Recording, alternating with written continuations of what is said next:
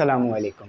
तो भाई आज की वीडियो एक बहुत इंपॉर्टेंट वीडियो है, क्योंकि आज की वीडियो में चैप्टर नंबर 13 फिज़िकल ऑप्टिक्स, इसके तमाम एमसीक्यूज़ करेंगे जो कि आपको चैप्टर के आखिर में दिए हुए हैं।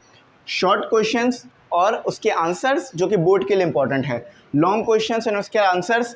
अच्छा, न्यूमेरिकल्स जो कि 18 दिए हुए हैं आपको बुक के अंदर, जो कि बराबर में चल भी रहे हैं, ये मैं कराऊंगा क्योंकि ये भी इंपॉर्टेंट है। अच्छा, इन न्यूमेरिकल में कुछ क्वेश्चंस भी हैं, यानी जिनके आंसर्स जो है वो हमारे पास न्यूमेरिकल वैल्यूज़ वाले नहीं होंगे, तो वो भी कराऊंगा। CRQs, ERQs, important derivations for board exam, इसको ज़रूर देखना क्योंकि ये पेपर में लगेगी। और डायग्राम्स बनाना भी सिखा दूंगा, जिससे आपका ये चैप्टर बहुत अच्छा हो जाएगा। तो बहुत इंपॉर्टेंट वीडियो है, पूरी वीडियो ज़रूर देखना। अच्छा, यहाँ पर मैं एक छोटी सी बात बता दूँ कि भाई देखो, इस पूरी बुक के जो नोट्स हैं ना वो बन गए हैं। अच्छा, इस पूरी बुक के नोट्स की फ़ीस हमने रखी है 200 रुपये। अच्छा, इस 200 रुपये में आपको इस पूरी बुक के नोट्स मिल जाएंगे, जिसमें तमाम चैप्टर्स के numericals, question answers, MCQs, CRQs सब सॉल्व है जस्ट एक PDF के अंदर। काफ़ी बेहतरीन नोट्स हैं, आप इसको जस्ट एक बार बाय करना। ये हमारे ख़ुद के लिखे हुए हैं, हमारे टीचरों ने इसे बनाया है, तो आपको बहुत अच्छे लगेंगे। और काफ़ी कॉपीज़ इसकी सेल हो चुकी हैं, जो कि बहुत सारी हैं, तो आप लोग ज़रूर ले लेना, ठीक है। ये पूरी बुक के नोट्स हैं और जस्ट फीस 200 है पूरी बुक के तमाम चैप्टर्स के। अच्छा, इसी के साथ तमाम चैप्टर के गेस्ट पेपर भी बन गए हैं, जिसकी फ़ीस 200 है। तो अगर ये आपको बाय करने हो तो आप कर सकते हो, आपके लिए बहुत आसानी हो जाएगी। अच्छा, वीडियो का आखिरी पार्ट ज़रूर देखना, क्योंकि उसमें मैं जस्ट कुछ बातें करूँगा, तो वो मैं आखिर में करूँगा। चलो, अब MCQs से स्टार्ट लेते हैं, उसके बाद सारी बातें एक एक करके हम लोग आज की वीडियो में कवर करेंगे। याद रखना कि ये MCQs बहुत आसान है, कोई ज़्यादा इसमें कैलकुलेशन नहीं है, जस्ट एक में छोड़कर, ठीक है। चलो MCQs करते हैं। अच्छा, मैं MCQs पढ़ता जाता हूँ और उसका सोल्यूशन आपको लगवाता रहता हूँ। यहाँ पे लिखा हुआ है, इफ़ द वेवलेंथ, यहाँ पर एक वेवलेंथ की बात की जा रही है। If the wavelength of an electromagnetic wave is about the diameter of a cricket ball, यानी आपके पास एक ऐसी इलेक्ट्रोमैग्नेटिक वेव है कि जिसकी वेवलेंथ आपके पास क्रिकेट की जो बॉल होती है ना, उसके डायमीटर के बराबर है या करीब करीब है, ठीक है। What types of radiation is it, तो ये किस तरह की रेडिएशन है, यहाँ पे समझो। आपके पास एक इलेक्ट्रोमैग्नेटिक वेव है, ठीक है, उसकी एक वेवलेंथ है। अब इसकी जो वेवलेंथ है ना, वो बॉल के डायमीटर के बराबर है, ठीक है, बराबर है या करीब करीब है। तो आपको ये बताना है कि ये किस तरह की वेव है। आपको अच्छी तरीके से पता है कि जो आपके पास रेडियो वेव होती है, उसकी जो वेवलेंथ होती है वो बहुत बड़ी आ रही होती है, तो बिल्कुल सही। तो यहाँ पर आएगा रेडियो वेव, क्योंकि रेडियो वेव की जो वेवलेंथ होती है वो बहुत बड़ी होती है और बॉल के डायमीटर के करीब करीब होती है, ठीक है। तो यह आ गया रेडियो वेव, जो कि है C। तो फर्स्ट का आ गया आपका radio wave. Radio waves, range होती है तो इसलिए वेव्स कह रहा है, C है। अच्छा, अब सेकंड पार्ट करता है। Electromagnetic wave from an unknown source in space. Electromagnetic wave है आपके पास, अननोन सोर्स है, सोर्स नहीं पता, स्पेस में मौजूद है। Are found to be diffracted, और ये डायफ्रैक्ट हो रही है, यानी पाथ चेंज कर रही है। When passing through gap of the order of, अच्छा, ये जो इलेक्ट्रोमैग्नेटिक वेव है जब एक गैप से गुजर रही है तो डायफ्रैक्ट हो रही है, यानी अपनी लोकेशन को चेंज कर रही है। ऑर्डर कितना है, 10m। Which types of wave are they most likely to be. अच्छा, ऑर्डर देखो यहाँ पे 10m का दिया हुआ है, यानी जो वेवलेंथ है वो आपको 10 मीटर की दी हुई है। तो इतनी बड़ी वेवलेंथ तो आपके पास एक ही वेव की होती है, radio wave. Again radio wave यहाँ पे जवाब है, ठीक है, रेडियो वेव। चलो आगे चलते हैं। Hagen conception of secondary waves. देखो, हैगन का जो कॉन्सेप्ट था सेकेंडरी वेव के बारे में वो बताना है, पॉइंट्स दिए में पॉइंट्स पढ़ता है। हैगन कॉन्सेप्शन ऑफ सेकेंडरी वेव्स, अच्छा, help us to find the focal length of a thick lens, ऐसा कुछ हमने नहीं पढ़ा इसमें, ठीक है। Is a geometrical method to find a wave front, क्या ये एक ज्योमेट्रिकल मेथड था जो कि वेव फ्रंट को पता करने के लिए इस्तेमाल होता है।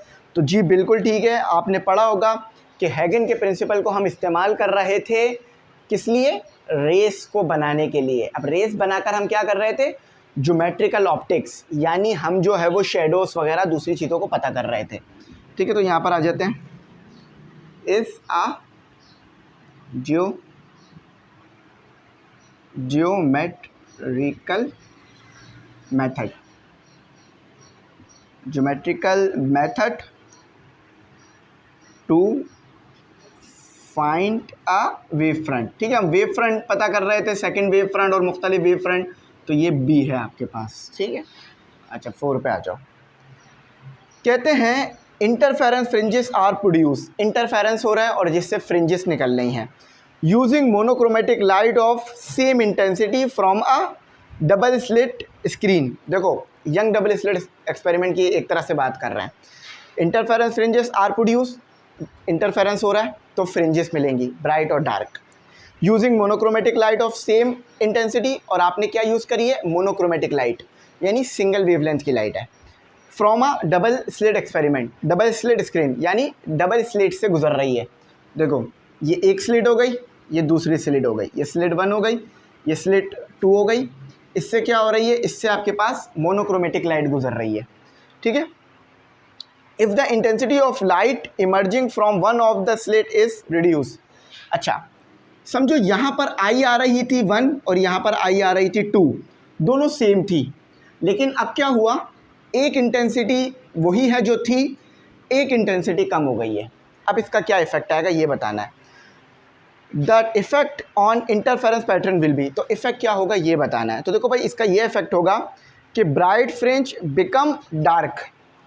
देखो आपके पास 2 स्लिट है ना, और 2 स्लिट से क्या हो रही होंगी, 2 मुख्तलिफ स्पेरिकल वेव्स निकल रही होंगी, वेव फ्रंट निकल रहे होंगे। तो अगर एक स्लिट की इंटेंसिटी कम हो जाए और दूसरी स्लिट की इंटेंसिटी पे कोई फ़र्क ना पड़े, तो इससे क्या फिनोमिना देखने के लिए मिलेगा कि bright fringe become dark, bright fringe जो है वो डार्क हो जाएगी, क्योंकि देखो इंटेंसिटी कम हो रही है इसलिए ऐसा हो रहा है। तो bright fringe become dark and dark fringe become brighter, यानी डार्क फ्रिंज जो है वो ज़्यादा गहरी हो जाएगी और ब्राइट फ्रिंज हल्की हो जाएगी। तो इसको लिख लेते हैं BRIGHT, bright fringes become BECOME, become dark. ठीक है, become dark and dark fringes become bright, BRIGHT। ठीक है, ये लो, ये है आपके पास डी का जवाब है। अच्छा अब इसके बाद 5वां करते हैं, 5वां थोड़ा न्यूमेरिकल टाइप है। अच्छा 5वां करते हैं, 5वां बस आपको जस्ट एक फॉर्मूला लगाना है, आपको पूरा काम हो जाएगा।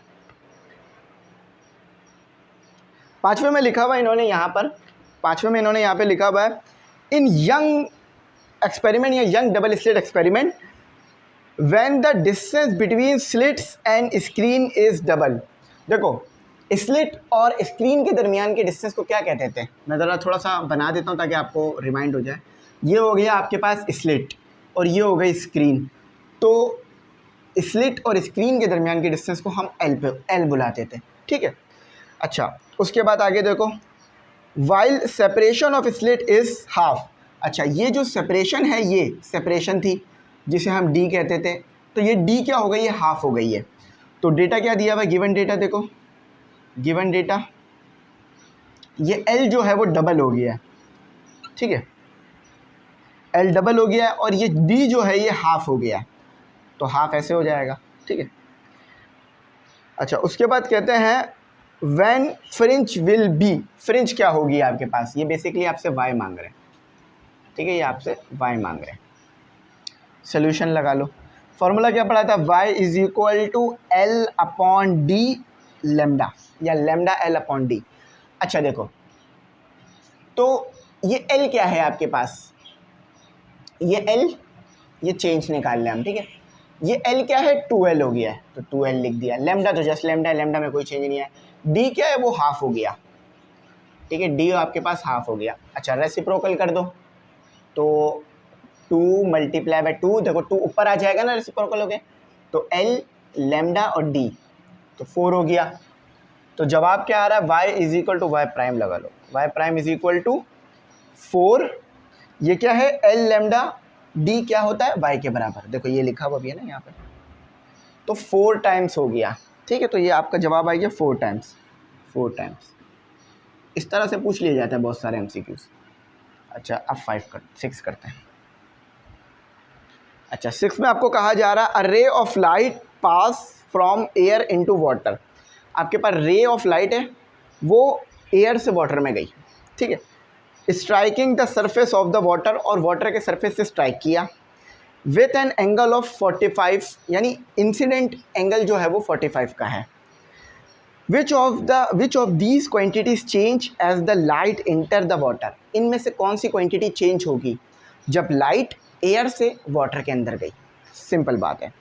पहली क्वांटिटी है वेवलेंथ, वेवलेंथ चेंज नहीं हो रही, ठीक है, नहीं वेवलेंथ चेंज हो रही है, फ्रीक्वेंसी चेंज नहीं हो रही, स्पीड ऑफ प्रोपेगेशन चेंज होगी, डायरेक्शन ऑफ प्रोपेगेशन चेंज होगी, ठीक है। तो यहाँ पर आपके पास आ गया एंड ओनली सी, ठीक है, 6 का आपके पास सी जवाब आ गया। अच्छा, अब देखो यहाँ पे बड़ी एक कॉन्सेप्ट वाली बात है, अक्सर आपने नोट किया होगा कि आपके घर के बिल्कुल सामने तो नहीं लगा हुआ होता जो एंटीना है, या जो आपके पास बड़े बड़े जो टावर लगे हुए होते हैं वो आपके घर के सामने तो नहीं होते, कहीं और लगे हुए होते हैं, फिर भी आपको सिग्नल आ रहे होते हैं। तो उसके पीछे ये कॉन्सेप्ट होता है। A hill separates a television TV transmitter from a house. समझो ये कह रहे हैं कि एक बीच में हिल है, एक तरफ घर है जहाँ पर टीवी है, दूसरी तरफ ट्रांसमीटर है या क्या लगा हुआ है आपके पास, टावर लगा हुआ है जहाँ से सिग्नल आ रहे हैं टीवी को, फिर टीवी चलेगा। The transmitter can not be seen from the house. अब घर से खड़े होकर देखें तो ट्रांसमीटर नज़र नहीं आ रहा, यानी टावर नज़र नहीं आ रहा है जहाँ से सिग्नल आ रहा है। But still the TV in the house had good reception, मगर टीवी जो है वो अच्छे सिग्नल जो है वो ले रहा है और चल भी रहा है। तो what wave phenomena make it possible, तो किस चीज़ की वजह से ये पॉसिबल हो रहा है? डायफ्रैक्शन की वजह से। टावर से जो सिग्नल आ रहे हैं वो डायफ्रैक्ट हो रहे हैं, यानी अपने पाथ को चेंज करके घर तक आ रहे हैं। बेशक टावर नज़र नहीं आ रहा लेकिन सिग्नल घर पर आ रहा है, तो ये डायफ्रैक्शन की वजह से हो रहा है, diffraction of wave, diffraction of wave, ठीक है। ये आपके पास आ गया सी, सॉरी बी है, बी, ठीक है। अच्छा, monochromatic light is incident on a diffraction grating. देखो डायफ्रैक्शन ग्रेटिंग आपने पढ़ रखा है कि एक स्लिट होती है, उस पर बहुत सारी जो है वो लाइंस होती हैं, वो डायफ्रैक्शन ग्रेटिंग कहलाती हैं। तो कह रहे हैं कि मोनोक्रोमेटिक लाइट एक सिंगल वेवलेंथ की लाइट है जो डायफ्रैक्शन ग्रेटिंग पे पड़ रही है, ठीक है। And a diffraction pattern is observe, और डायफ्रैक्शन ग्रेटिंग पे पढ़ेंगे तो डायफ्रैक्शन पैटर्न मिलेगा आपको बिल्कुल। Which effect is observe by replacing grating with one that has more line per millimetre. अब हम क्या करते हैं कि वो जो ग्रेटिंग एलिमेंट था उसे हटा दिया, ठीक है, जो आपके पास ग्रेटिंग डायफ्रैक्शन ग्रेटिंग की जो प्लेट थी उसे हटा दी, एक ऐसी प्लेट ला के रख दी जिसमें जो लाइन्स है वो ज़्यादा नहीं है, मतलब उनके अंदर डिस्टेंस ज़्यादा है, दो लाइन्स के दरमियान का डिस्टेंस ज़्यादा है। तो अब क्या पैटर्न आपको मिलेगा? देखो यहाँ लिखा हुआ है कि which effect is observe by replacing the grating with one that has more lines per millimetre. यहाँ पर थोड़ा सा ठीक कर लो, लाइन ज़्यादा है। देखो पहले लाइन्स कम थी, अब लाइन्स बढ़ गई हैं, तो क्या इफेक्ट आएगा यहाँ पर देख लो। तो इसका जो जवाब है सही है हमारे पास बी, क्योंकि बहुत सारे लिखे हुए तो सारे नहीं पढ़ते हैं। Number of maxima decrease with increase in angle between first and second order maxima. चलो मैं यहाँ लिख देता हूँ ताकि आप लोगों को याद रहे। देखो तो यहाँ लिखा हुआ है नंबर ऑफ मैक्सिमा, यानी मैक्सिमा बढ़ेगा, जो मैक्सिमा आपको मिल रहा है वो बढ़ेगा। Number of maxima decrease,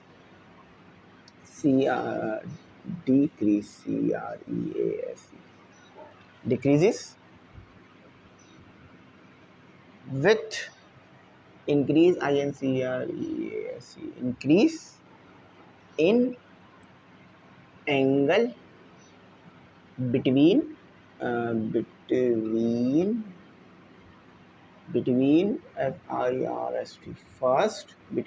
first, लिखते जाओ मेरे साथ, सेकेंड ऑर्डर मैक्सिमा,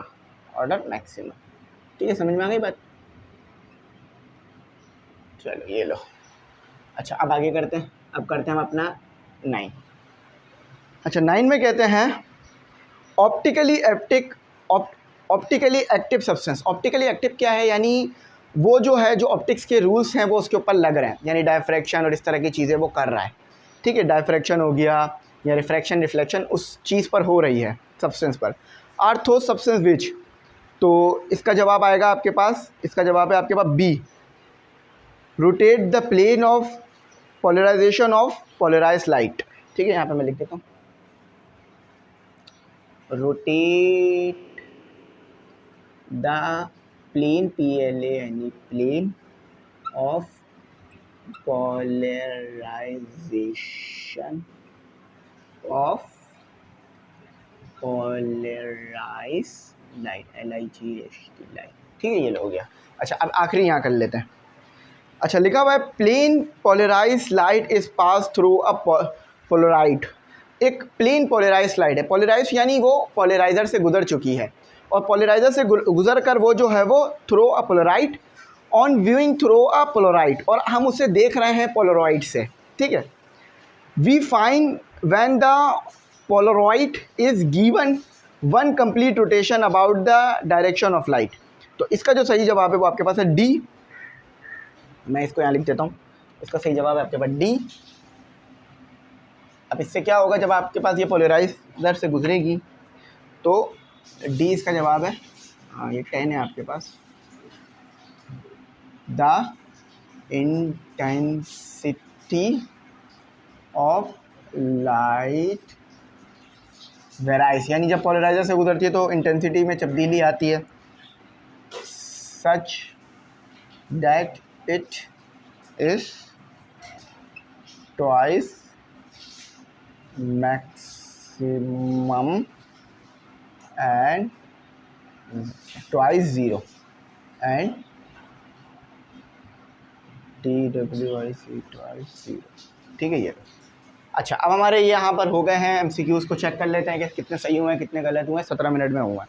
अच्छा, पहले का C, दूसरे का C, तीसरे का B, चौथे का D, पाँचवें का A, छठे का C, सातवें का B, और फिर आठवें का भी B, नवे का भी B था और हमने B ही लगाया बिल्कुल, और लिखा नहीं है लेकिन लगा दिया B, और आखिरी का भी D। ठीक है, तो ये हमारे सारे कंप्लीट हो गए। चलो, अब हम अपने जो है वो CRQs ERQs पर आते हैं। CRQs ERQs पे ज़्यादा टाइम नहीं देंगे क्योंकि हम इसे पहले भी कवर कर चुके हैं, पढ़ चुके हैं हम इसे। ठीक है, हम सारी चीज़ें पढ़ चुके हैं, जस्ट उनके आंसर सब इन रिटर्न दे रहे होंगे। असल जो है हमारे न्यूमेरिकल्स हैं जिन्हें हमने अभी तक नहीं किया है इस चैप्टर से, तो उस पर ज़्यादा ध्यान देंगे अच्छी तरह से। ठीक है, चलो CRQs ERQs स्टार्ट करते हैं। तो CRQs से स्टार्ट लेते हैं। अच्छा, आपके पास सबसे पहले 1 है। अच्छा देखो, 1 में क्या कह रहे हैं, 1 में कह रहे हैं in everyday experience visible light seem to travel in straight lines while radio wave do not. कहते हैं कि भाई हम अक्सर देखते हैं कि जो हमारे पास विजिबल लाइट है वो स्ट्रेट लाइन में जाती है, लेकिन रेडियो वेव में ऐसा नहीं है। तो उसकी वजह बताओ। तो visible light and radio wave both travel in straight line through space. तो यहाँ कह रहे हैं कि भाई विजिबल लाइट हो या रेडियो वेव हो, ये दोनों की दोनों स्ट्रेट लाइन में जाती हैं। हाँ, डायफ्रैक्शन का फिनोमिना मिलता है, डायफ्रैक्शन का पैटर्न मिल रहा होता है, लेकिन ये जाती दोनों स्ट्रेट लाइन में ही हैं। ठीक है, चलो ये पहला आ गया आपके पास इसका जवाब। बहुत डिटेल में नहीं जा रहा हूँ क्योंकि आप लोग इसे पढ़ चुके हो और सब जानते हो, मैं पढ़ा चुका हूँ ये सारी चीज़ें। Explain why two waves of significant different frequencies can not B coherent. अच्छा देखो, अगर दो वेव के अंदर बहुत ज़्यादा डिफरेंस है तो इसका मतलब है ये मुख्तलिफ सोर्सेज से आ रही हैं। तो जब मुख्तलिफ सोर्सेज से आ रही हैं तो उनकी फ्रीक्वेंसीज़ में फेस में फ़र्क होगा, तो जिसकी वजह से इंटरफेरेंस का फिनोमिना नहीं होगा। तो यहाँ लिखा हुआ है two wave can not be considered coherent if they have significant, यानी बहुत ज़्यादा डिफरेंस हो। Significant difference frequencies coherent requires a constant phase relationship. तो कोहेरेंट के लिए क्या, सेम फ्रीक्वेंसी और फेस का जो चेंज है, फेस कांस्टेंट भी सेम होना चाहिए। अच्छा, अब तीसरा करते हैं। तीसरा young double slit experiment. In a young double slit experiment how the interference phenomena is affected by changing the slit separation and the distance between the slits and screen. अच्छा देखो, फार्मूले से भी आपको पता है ये बात कि अगर आप distance between the slit and screen को चेंज करोगे तो आपके पास फ्रिंजेस में चेंजेस आएगी, और अगर स्लिट्स के दरमियान के स्पेस को चेंज करोगे उससे भी डिफरेंस आएगा, और वेवलेंथ अगर चेंज होगी तो भी फ्रिंज में डिफरेंस होगा। तो यहाँ पर वही बात है, स्लिट सेपरेशन जो कि डी है, तो narrow separation lead to wider interference pattern on the screen. तो अगर जो स्लिट है उसकी नैरो सेपरेशन होगी, यानी स्लिट्स पतली होगी बहुत, तो आपको इंटरफेरेंस अच्छी देखने के लिए मिलेगी। अच्छा, distance between slit and screen L होगी आपके पास, ठीक है। तो ये दो चीज़ों पर डिपेंड कर रहा है। वेवलेंथ तो आप एक ही लाइट की रखोगे ना, लाइट तो तब्दील नहीं करोगे ना। 4।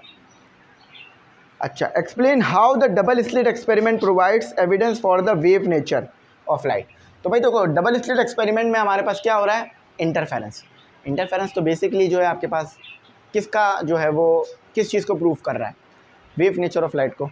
तो ये लिखा हुआ है, the double slit experiment provide evidence for the wave nature of light through its observation of an interference pattern. देखो इंटरफेरेंस पैटर्न हो रहा है, तो इसलिए क्या है वो वेव नेचर है लाइट की। इंटरफेरेंस वेव में उसमें होता है आपके पास, वेव नेचर में।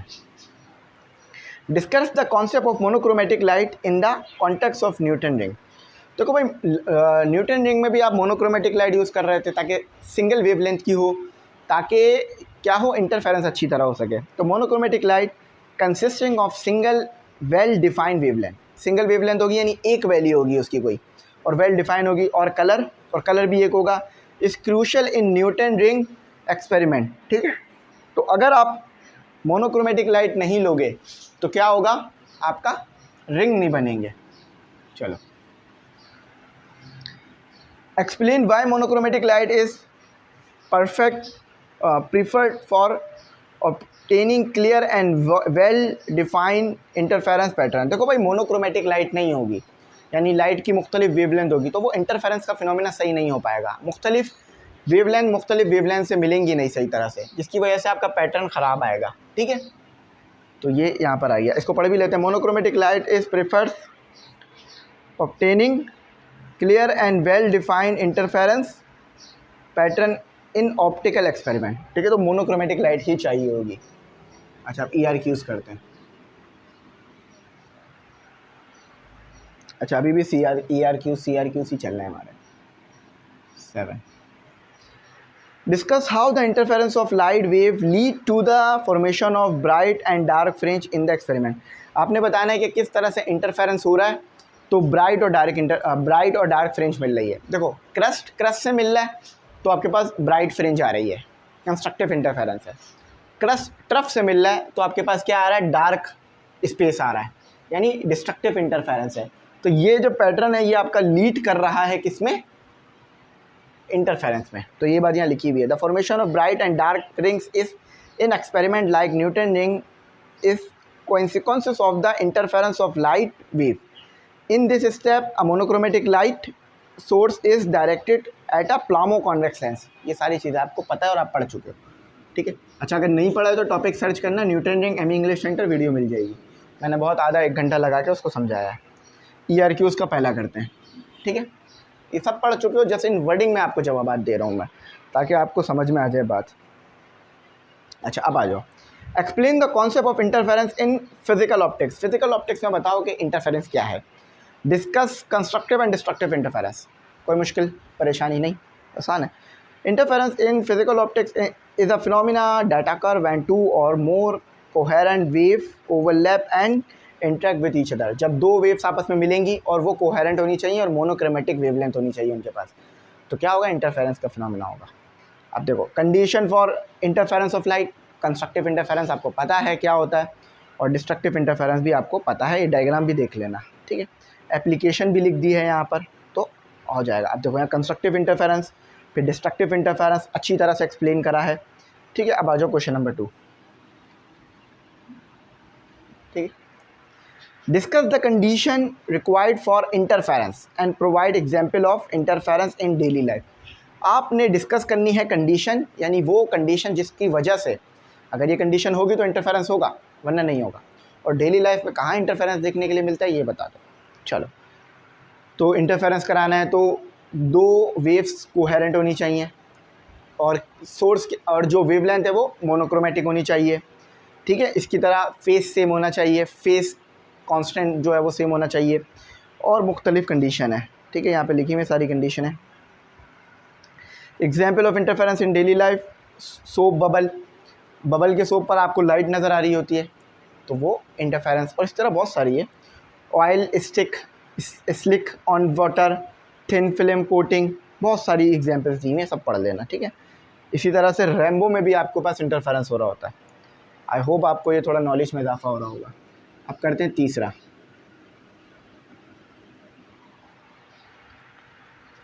Describe the setup and working principle of Michelson interferometer. Basic सवाल है कि भाई माइकलसन इंटरफेरोमीटर के बारे में बताओ और उसकी working. Also explain how the Michelson interferometer can use to measure the wavelength of monochromatic light, ठीक है। तो प्रिंसिपल क्या है, ये हैगन प्रिंसिपल पे काम करता है और वेव फ्रंट होते हैं, वो आपस में लाइट मिलती हैं तो इंटरफेरेंस होता है। कंस्ट्रक्शन में इसका पूरी डायग्राम मैंने बनाई थी, लिखना Michelson interferometer, M English centre video मिल जाएगी।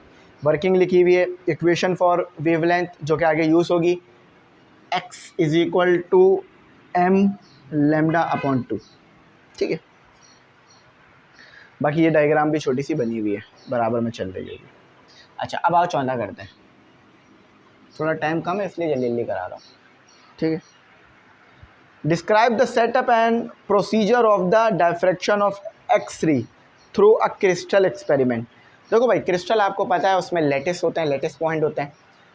क्रिस्टल के मुख्तलिफ जो है वो 7 क्रिस्टल स्ट्रक्चर होते हैं आपके पास, क्यूब, ट्राइगोनल, हेक्सागोनल, इसके अलावा मोनोक्लिनिक, ट्राइक्लिनिक और ऑर्थोरोम्बिक, बहुत सारे होते हैं, आपने पढ़ रखे होंगे हो। तो फिर यहाँ क्यूब बनाया हुआ है सिंपल, और ये फेस सेंट्रिक का नहीं, सिंपल क्यूब है, फेस सेंट्रिक होता है, बॉडी सेंट्रिक होता है, ठीक है। तो ये सारे स्ट्रक्चर होते हैं। अब यहाँ पर हमारे पास ये एक एक्सपेरिमेंट हुआ था, ब्राक ने एक्स-रे जो है वो डाली थी किसके ऊपर, आपके ऊपर क्रिस्टल के ऊपर, तो वो तो ये यहाँ लिखा हुआ है, सेटअप लिखा हुआ है, वर्किंग लिखी हुई है, और इसके बाद अब न्यूमेरिकल है, ठीक है। 4 ही थे इसमें। तो देखो भाई, हमें ना टाइम बचाना भी है अपना, क्योंकि हमारे पास अभी न्यूमेरिकल बहुत है। चलो, अब चैप्टर नंबर 13 के न्यूमेरिकल। भाई देखो, ग्रुप में आप लोग ऐड हो जाना, ग्रुप में मैं लेक्चर्स, गेस्ट पेपर वगैरह सारी चीज़ें भेजता रहता हूँ, तो ग्रुप में ऐड हो जाओगे तो वहाँ भी सारी चीज़ें आपको मिलती रहेंगी, ठीक है। चलो अब स्टार्ट करते हैं। अच्छा, डायग्राम्स मैं कोशिश करूँगा बना दूँ जहाँ पे ज़रूरत होगी और जहाँ बन सकेगी, ठीक है। तो न्यूमेरिकल नंबर 1 आ गया आपका। गिवन डेटा सब में एक जैसा आएगा, मतलब वैल्यू, मतलब हेडिंग, और फिर टू फाइंड। चलो पढ़ते जाओ, डेटा निकालते जाओ। मुझे डायग्राम बनाने की ज़रूरत नहीं है क्योंकि डायग्राम इसकी बहुत बड़ी बड़ी हैं, तो इसमें डायग्राम भी मैं अवॉइड करूँगा, ठीक है। जहाँ ज़रूरत होगी बना दूँगा। अब मोनोक्रोमेटिक लाइट ऑफ वेवलेंथ, देखो वेवलेंथ दी हुई है, कोई मुश्किल नहीं है पहचानने में, 6900 आर्मस्ट्रॉन्ग। देखो ये जब भी एमस्ट्रॉन्ग लिखा हुआ हो, एमस्ट्रॉन्ग को आप किससे बदल सकते हो, 6900 मल्टीप्लाई 10 की पावर -10 मीटर। याद रखना, एमस्ट्रॉन्ग बराबर होता है मल्टीप्लाई 10 की पावर -10 के, ठीक है। तो जहाँ भी ये ए लिखा हुआ नज़र आए, आप उसकी जगह लिख सकते हो मल्टीप्लाई 10 की पावर -10, क्योंकि ये ए प्रीफिक्स है, इसको रख के कैलकुलेशन नहीं होगी। अच्छा, is use to illuminate 2 parallel slits, 2 slits हैं आपके पास और दोनों स्लिट्स पैरेलल हैं, एक दूसरे के साथ हैं। ये यंग डबल स्लिट एक्सपेरिमेंट की बात हो रही होगी। On a screen that is, अच्छा स्क्रीन और स्लिट्स के दरमियान का डिस्टेंस दे दिया। देखो ये आपके पास स्लिट हो गई, ये स्क्रीन हो गई, ठीक है।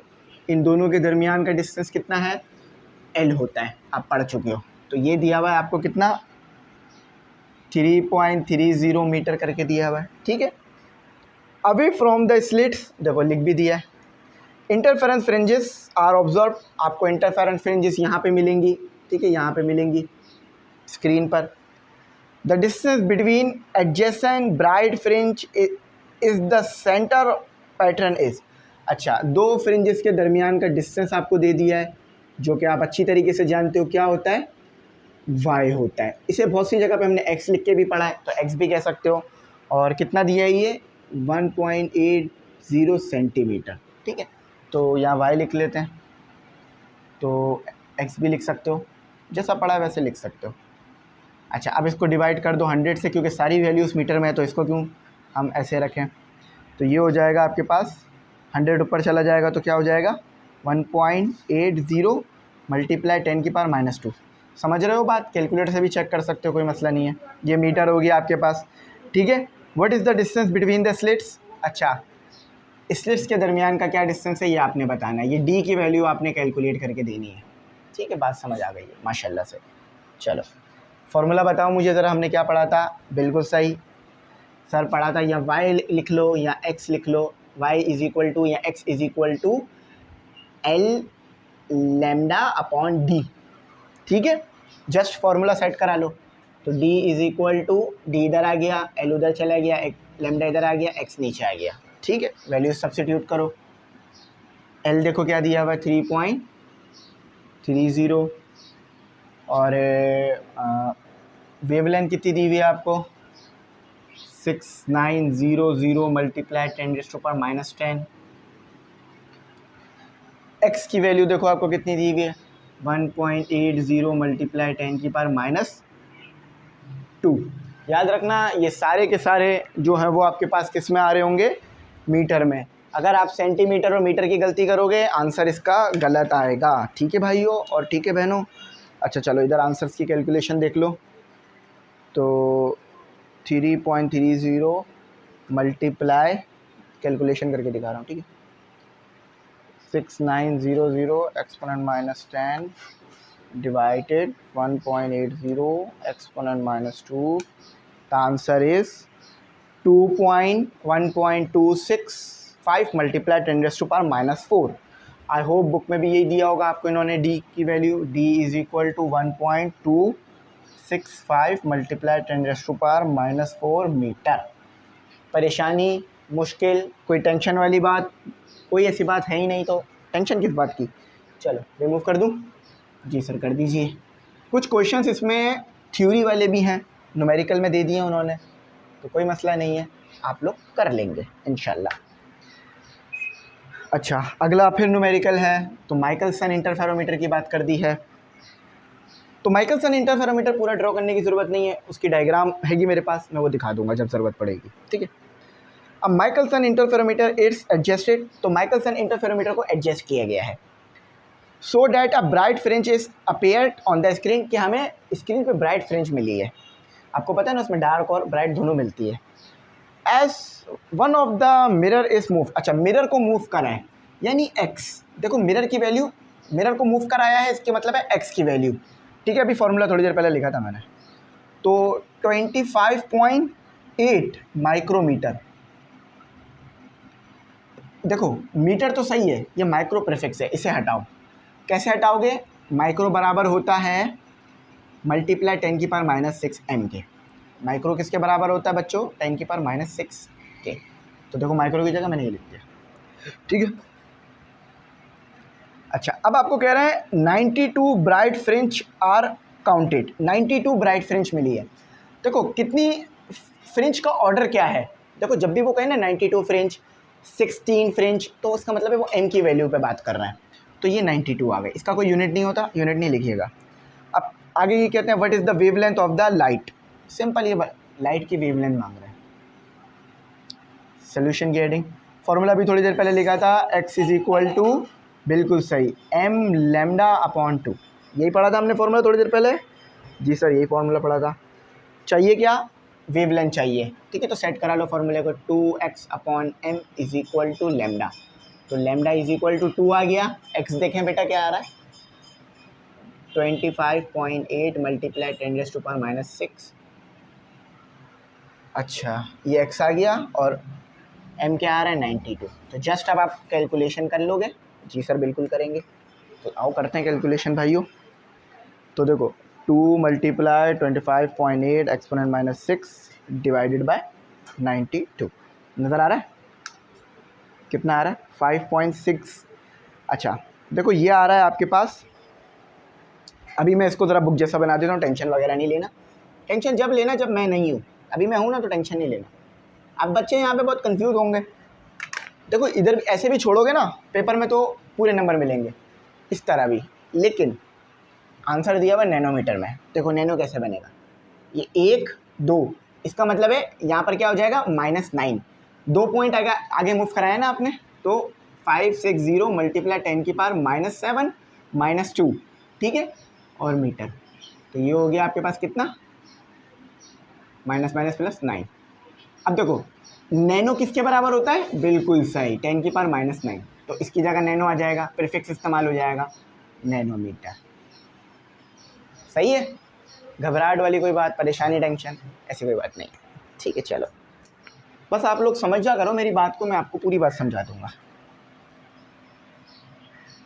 क्योंकि मुझे भी पढ़ाने में मज़ा आता है, ऐसी बात नहीं है, क्योंकि ये मेरा प्रोफेशन नहीं है, पैशन है, ठीक है, ये याद रखना। अच्छा देखो एक और, अच्छा इन सेक्शन 13.4 ऊपर की बात हो रही है, 13.4 वाला सेक्शन देखना, we studies interference due to thin film. अच्छा तो 3 लिख देते हैं इधर, 3। तो ये हमारा है एक थ्योरी क्वेश्चन, इसको समझना, थ्योरी नहीं लिखो इसे, ये न्यूमेरिकल में मौजूद, वैसे तो है थ्योरी टाइप क्वेश्चन, चलो मैं टी लिख देता हूँ बस, सही है, ताकि मेरे लिए आसानी हो जाए एडिटिंग में।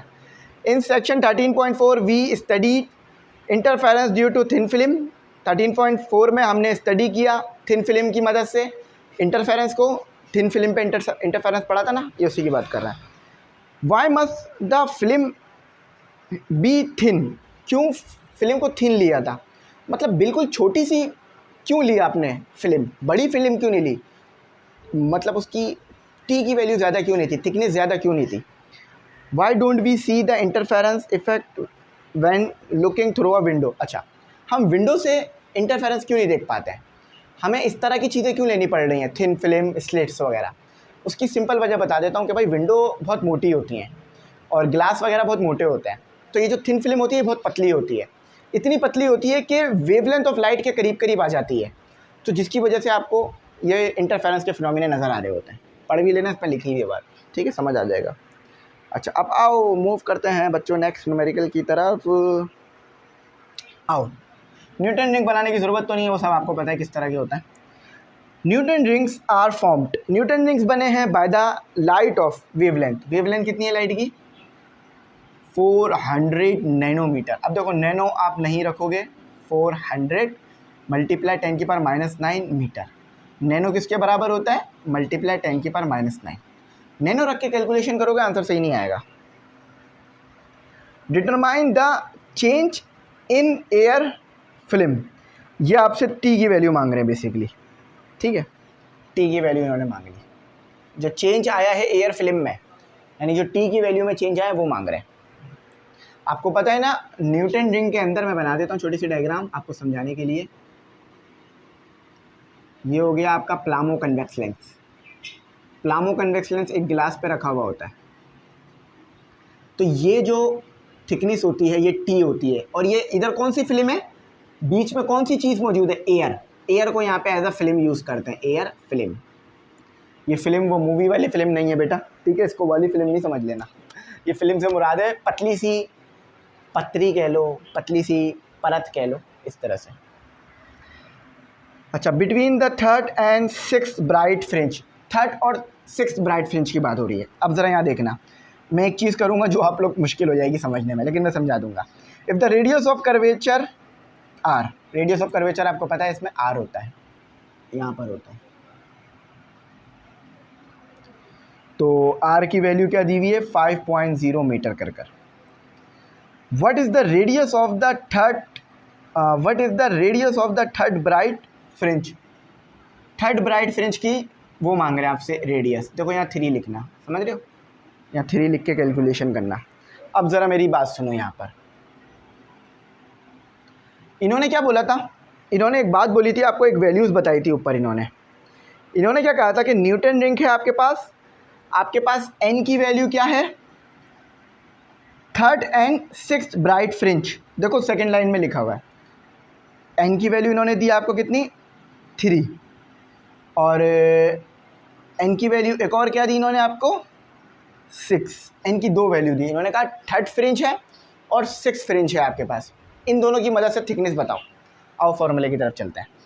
अच्छा याद है न्यूटन रिंग की डेरिवेशन करते वक्त हमने एक फार्मूला यूज़ किया था थिन फिल्म वाला, सोल्यूशन लिख दिया, 2Tn is equal to m + 1/2 lambda, ये फार्मूला। ये देखो मैंने n लिखा है, n क्यों लिखा, क्योंकि यहाँ रिंग बन रहा है। रिंग के कॉन्सेप्ट में मैंने एक चीज़ बताई थी कि जो पहला बीच वाला जो सेंटर पॉइंट होगा वो डार्क होगा, यानी आपको 1 ऐड करना पड़ेगा, m के अंदर 1 ऐड करोगे तो आपका काम बनेगा। ये बात है ना, ये बात याद है ना कि मैंने क्या बोला था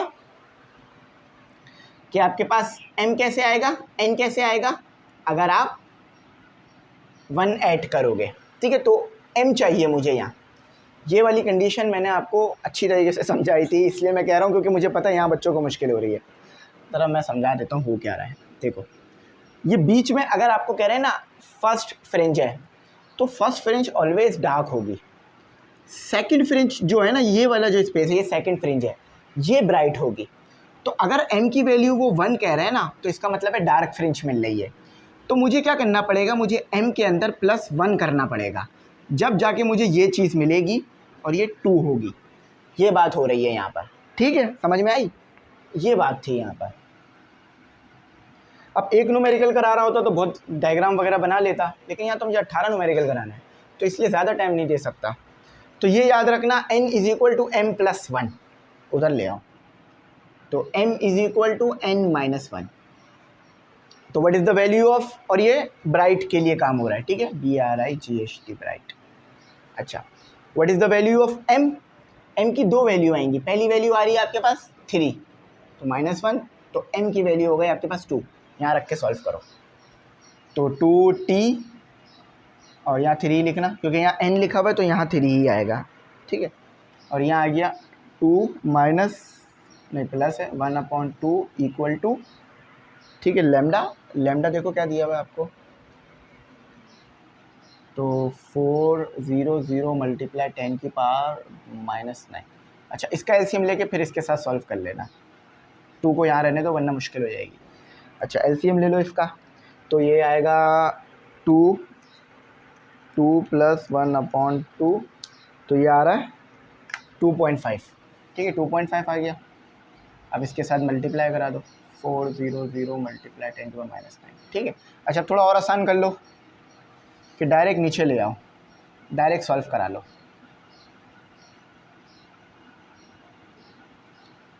टू को डिवाइड करा दो,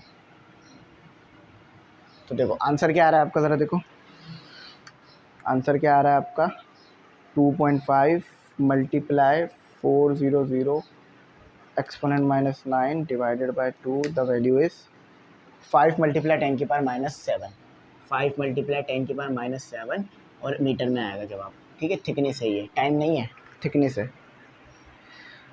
अच्छा, अब इसी तरह से m की वैल्यू आपके पास 5 होगी, कैसे, देखो n आपको कितना दिया हुआ है 6, तो m की वैल्यू क्या आएगी n-1, तो m क्या हो गया आपके पास 6 - 1, तो m हो गया आपके पास अब 5, ठीक है। अब इसकी आगे कैलकुलेशन करो,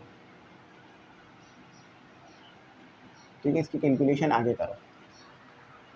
फॉर्मूला अगेन वही वाला इस्तेमाल होगा, 2tn, ठीक है। तो फॉर्मूला दोबारा लिखने की ज़रूरत नहीं है, जस्ट वैल्यू पुट कर देता है। तो ये हो गया 6 और ये हो गया 5 + 1/2 और लेमडा 400 मल्टीप्लाई 10⁻⁹, तो 2t6 = अच्छा, अब दोबारा अगेन कैलकुलेशन करते हैं।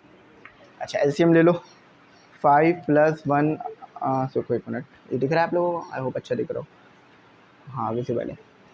तो 5 + 1/2, द वैल्यू इज़ 5.5। अच्छा देखो भाई, 5.5 400 मल्टीप्लाई 10⁻⁹ जस्ट डिवाइडेड बाय 2, इधर आ जाएगा 2, ठीक है, यहाँ डिवाइड में आ गया, तो t6 यहाँ मल्टीप्लाई था, डिवाइड में लिख लिया। अब आंसर लिख लो, ठीक है, आपका ये आंसर एक आंसर आ गया। देखो मेरे भाइयों, 5.5 multiply 400 exponent -9 divided by 2, the answer is 1.1 multiply 10⁻⁻⁶, तो 1.1 मल्टीप्लाई 10⁻⁶ मीटर। अच्छा, अब आपको डेल्टा टी निकालना है, ठीक है, उन्होंने चेंज कहा था, थिकनेस कहा था, तो डेल्टा टी कैसे निकलेगा, टी बड़ी वैल्यू किसकी आ रही है, बड़ी वैल्यू आ रही है हमारे पास इसकी ठीक है, तो बड़ी वैल्यू देख लेते हैं किसकी आ रही है। तो T6 माइनस T3 बड़ी वैल्यू ये है। ठीक है, तो T6 क्या आ जाता है आपके पास 1.1 मल्टीप्लाई 10⁻⁻6 माइनस और 5 मल्टीप्लाई 10⁻⁻7, तो ये डेल्टा T आ गया आपके पास। ठीक है, चलो इसको कैलकुलेट अगेन कर लेना। कोई घबराने वाली परेशानी वाली बात नहीं है, मैं करा रहा हूँ ना। 1.1 exponent-6 माइनस 5 exponent-7, 6 मल्टीप्लाई 10⁻⁻7 आपका आंसर है। 6 मल्टीप्लाई 10⁻⁻7 6.00 मल्टीप्लाई 10⁻⁻7। सर ये क्या बात हो गई, ज़ीरो लगा दिए। अभी देखो ज़रा क्यों लगा है, ये मीटर में आया है, ज़ीरो आगे शिफ्ट करो तो क्या हो जाएगा, ऐसे हो जाएगा, है ना। आपने क्या किया, आप आगे ले गए हो ज़ीरो को, पॉइंट को आगे ले गए, यहाँ से 1 2 तो 2 ऐड हो गया ऊपर, तो ये हो गया 600 मल्टीप्लाई 10⁻⁻9 मीटर। -9 किसके बराबर है, 10⁻⁻9 n के बराबर है। तो delta T just equal to 600 nanometre. परेशानी टेंशन बिल्कुल नहीं। अच्छा, अब इन्होंने क्या मांगा था, रेडियस भी मांगा था इन्होंने हमसे ना। फॉर्मूला देखो ज़रा, फॉर्मूला क्या था, whole radical n lambda r n-1/2 lambda. ठीक है। अच्छा, इन्होंने क्या कहा था, n की वैल्यू 3 रख के सॉल्व करना। मैं यहाँ ज़रा फिर बता देता हूँ। रेडियस इन्होंने कब मांगा था, ऊपर ज़रा जाके पढ़ो, मैं फिर पढ़ देता हूँ ताकि समझ में आ जाए। What is the radius of third bright fringe, third कह रहे हैं, यानी n की वैल्यू 3 है। रखो ज़रा इधर। तो r की वैल्यू क्या दी हुई थी 5, n की वैल्यू क्या दे दी 3 -1/2, लैम्डा क्या दे दिया इन्होंने आपको 400 मल्टीप्लाई 10⁻⁻9। कर लोगे कैलकुलेट, चलो मैं करके दिखाता हूँ। 5 को जस्ट 5 लिखो, अब इसको कैलकुलेट करो। 3 - 1/2 इक्वल टू 2.5। अच्छा, 400 मल्टीप्लाई 10⁻⁹। अच्छा, अब आर की वैल्यू तो 5 मल्टीप्लाई 2.5 मल्टीप्लाई 400 एक्सपोनेंट माइनस, एक मिनट रुको, minus exponent -9। The answer is 2.236 multiply 10⁻⁻3। अब मुझे पता है इन्होंने इसको भी थोड़ा सा बदल के ही दिया होगा। अच्छा देखो, मीटर, अब ये आपको पता है, इधर देख लो, इधर कर देता हूँ। ये सही है, वैसे आंसर आ गया, लेकिन आपको पता है ये 10⁻³ मिली होता है। किसके बराबर होता है 10⁻³ मिली के। तो मैं ऐसे लिख सकता हूँ 2.236 मिलीमीटर। ठीक है, ये लो, बस प्रीफिक्स के जस्ट इन्होंने थोड़े से काम कर रखे हैं यहाँ पर, वरना तो आसान है। चलो, हो गया हमारा इकोन न्यूमेरिकल, जल्दी जल्दी। अच्छा चलो, अब आगे करते हैं, आगे मूव कर जाते हैं जल्दी से। कोशिश यही है कि कॉन्सेप्ट भी क्लियर हो, डायग्राम भी हो। अच्छा, बच्चे पूछ रहे हैं न्यूमेरिकल में डायग्राम बनानी है या नहीं बनानी। तो भाई देखो, मैं तो समझा रहा था आप लोगों को, इसलिए डायग्राम बना रहा था। आप लोग नहीं बनाना पेपर में, इतना टाइम नहीं होगा कि डायग्राम बना सको। और वैसे भी बहुत सारी जगहों पे बच्चों को बगैर डायग्राम के न्यूमेरिकल करा दिया जाता है, लेकिन उसका मतलब ये नहीं है कि मैं ना बनाऊँ, मैं बनाता हूँ ताकि आपको समझ में आए, क्योंकि मैंने भी डायग्राम से ही कॉन्सेप्ट अपने दिमाग में रखा हुआ है कि ऐसा हो रहा है तो ऐसा है, ऐसा हो रहा है तो ऐसा है, तो इसलिए मैं बनवाता हूँ। चलो इसको रखते हैं साइड में। अच्छा, अब हम कौन से पे थे, चौथा करा है ना हमने। अच्छा, हमने नंबरिंग नहीं बदली थी, लेकिन अब हम 5वां करेंगे। ठीक है, छोटा सा न्यूमेरिकल एक और, नहीं बल्कि छोटा नहीं है, बड़ा है भाई। A soap film has an index of, index का मतलब है रिफ्रैक्टिव इंडेक्स है। ठीक है, तो एन लिखा हुआ भी है, आप समझ जाओगे 1.50। सोप फिल्म है यानी थिन फिल्म की बात कर रहे हैं, थिन फिल्म के फॉर्मूले लगाना। The film is viewed in reflected light. The thin is viewed, thin को व्यू किया जाता है, यानी थिन नज़र आती है, लेयर नज़र आ रही है आपको, किस वजह से, लाइट के रिफ्लेक्शन की वजह से। At a spot where the film thickness is, एक स्पॉट है, एक जगह है जहाँ पर फिल्म की थिकनेस है, यानी टी की वैल्यू दी हुई है 910.0 नैनोमीटर। अब नैनो में आपको पढ़ा चुका हूँ किसके बराबर होता है, 10 की पावर -9। तो ये हो गया आपके पास -9 मीटर। अच्छा, विच वेवलेंथ आर मिसिंग, कौन सी वेवलेंथ मिसिंग है इन द रिफ्लेक्टेड लाइट। आपको मुख्तलिफ वेवलेंथ यहाँ पर बतानी है, ठीक है, मुख्तलिफ वेवलेंथ बतानी है। अभी वो मैं आपको निकालना सिखा दूंगा, तो टेंशन वगैरह नहीं लेना है, ठीक है। मुख्तलिफ वेवलेंथ आएगी हमारे पास, एक नहीं आएगी, मुख्तलिफ आएगी। वो कैसे निकलेगी मैं बता देता हूँ। अच्छा, ये पार्ट बी हो गया, ये पार्ट ए हो गया, अब एक पार्ट बी भी है आपके पास। अच्छा, कहते हैं which wavelength are strongest in the visible light, कौन सी वेवलेंथ स्ट्रॉन्गेस्ट होगी, यानी सबसे बड़ी वेवलेंथ बतानी है आपने विजिबल लाइट में। तो इसको प्राइम कर लो ताकि डिफ्रेंशिएट हो जाए। सोल्यूशन करते हैं। थिन फिल्म में मैंने आपको एक फॉर्मूला बताया था, आपको आई होप याद हो। जब आपके पास लाइट किसी चीज़ से पास हुई है, यानी किसी फिल्म से पास हुई है, तो उसमें रिफ्रैक्टिव इंडेक्स डिवाइड हो जाता है। तो यहाँ पे थिन फिल्म है, तो इसलिए रिफ्रैक्टिव इंडेक्स यहाँ पर n आ गया, ठीक है। अब यहाँ पर हम ब्राइट फ्रिंजेस की बात, डार्क फ्रिंजेस की बात कर रहे हैं, ठीक है। तो यहाँ पे देख लेते हैं। तो यहाँ पर हमारे पास फॉर्मूला क्या होगा, फॉर्मूला होगा हमारे पास 2t = m लैम्डा f। देखो ये लैम्डा f, ये लैम्डा f, इसको यहाँ पुट करो। तो 2t = m n upon lambda, lambda upon n। Lambda चाहिए, वेवलेंथ चाहिए, तो सेट करा दो। तो 2t n upon m = lambda. अब देखो, आप मुख्तलिफ m की वैल्यू पे कैलकुलेशन करोगे। आप एक जगह m की वैल्यू रखोगे 1, फिर 2, फिर 3, फिर 4। m की वैल्यू यहाँ पे 1 रखो, तो क्या आएगा आपके पास, लैम्डा = 2 t की जगह पे क्या आ गया, देखो t क्या दिया हुआ है आपको, 910 मल्टीप्लाई 10⁻⁹। अच्छा, n क्या आ गया आपके पास 1.50, और m की वैल्यू जस्ट 1 आ गई आपके पास, ठीक है। कैलकुलेशन हो जाएगी। अब परेशानी मुश्किल वाली तो कोई बात है नहीं, और मैं करके दिखाता हूँ। अच्छा देखो, इसको सेट कर लेना, बार बार इसी पे कैलकुलेशन कर लेंगे। 910 एक्सपोनेंट -9 मल्टीप्लाई 1.50 डिवाइडेड बाय 1, तो ये आ रहा है 2 लैम्डा 1 कह लो, पहला लैम्डा निकाला है हमने, तो ये आ रहा है 2.73 मल्टीप्लाई 10⁻⁻6, ठीक है। अब इसको मैं मिली में इसको मैं नैनो लिख सकता हूँ, 1 2, कैसे कर रहा हूँ समझ में आती है आपको बात। तो ये हो जाएगा 273 और मल्टीप्लाई 10⁻, 2 पॉइंट आगे मूव करा है मैंने, तो ये क्या हो जाएगा -6। अच्छा एक मिनट रुको, यहाँ पे -6 आ रहा है, तो 1 2, तो ये 8 हो जाएगा। अगर मैं 2 यहाँ ऐड करूँ तो 9। अच्छा, इसमें यहाँ पर कुछ गड़बड़ है, शायद आंसर में कोई गड़बड़ दी हुई है।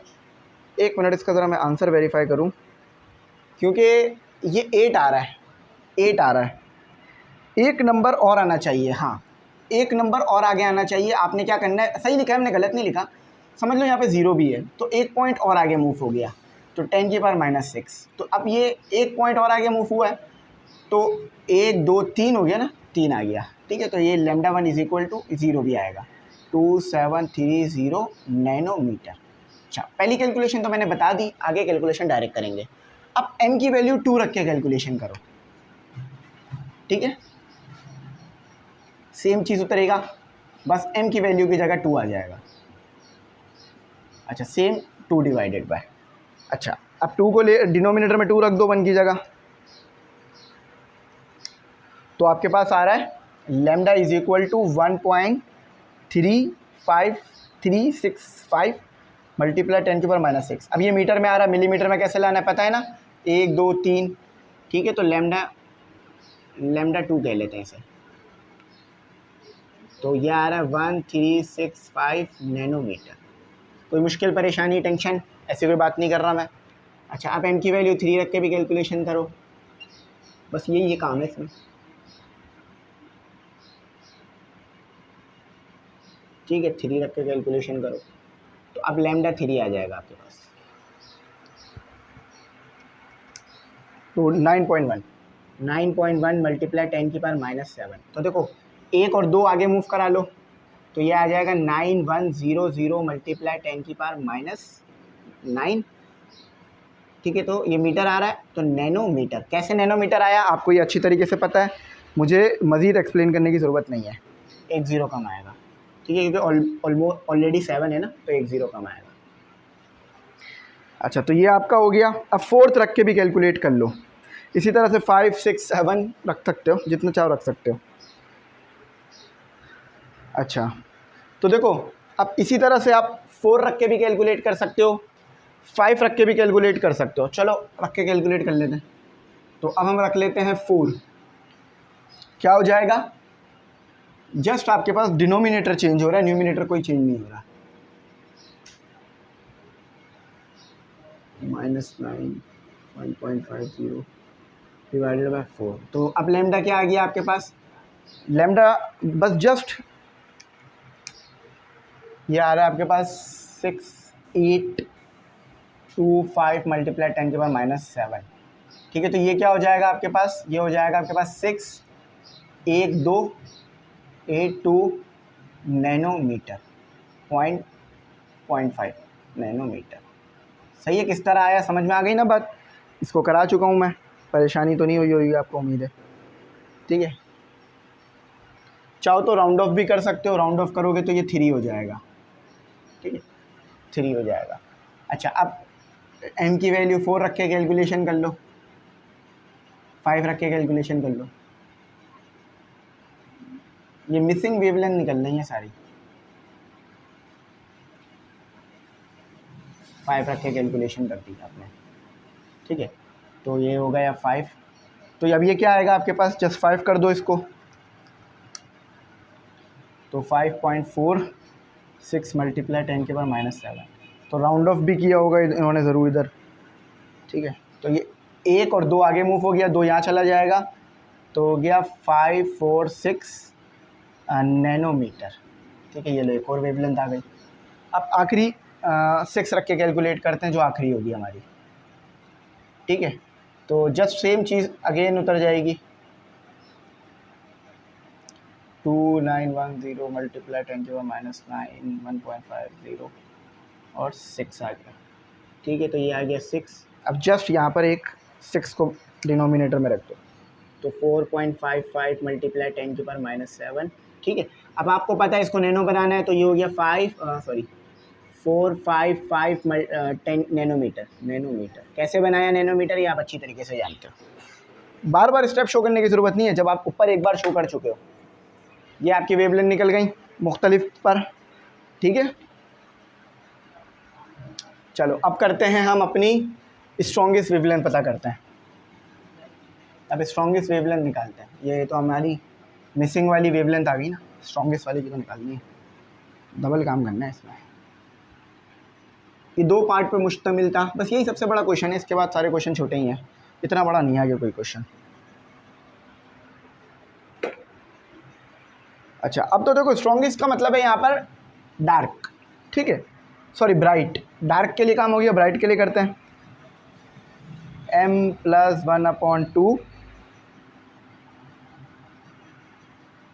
अच्छा, अब इधर मसला ये है कि कैलकुलेशन बार बार बहुत लंबी हो जाएगी, यानी m यहाँ पर ना इस तरह से है, LCM में है, कोई मसला नहीं है, आप m की वैल्यू 1 रख के कैलकुलेट करो। अच्छा देखो, यहाँ NF है, अभी हमने थोड़ी देर पहले पढ़ा था, सॉरी लैम्डा f किसके बराबर था, λ/n के बराबर था, है ना। यहाँ रखो 2t = m+1/2 λ/n। ठीक है, अच्छा यहाँ पर अब आप वैल्यूज़ पुट करना शुरू करोगे अपनी। सबसे पहले हम m की वैल्यू 1 रख के कैलकुलेट करते हैं। मैं 1-2 वैल्यूज़ कैलकुलेट करा दूंगा ताकि आपको समझ में आ जाए।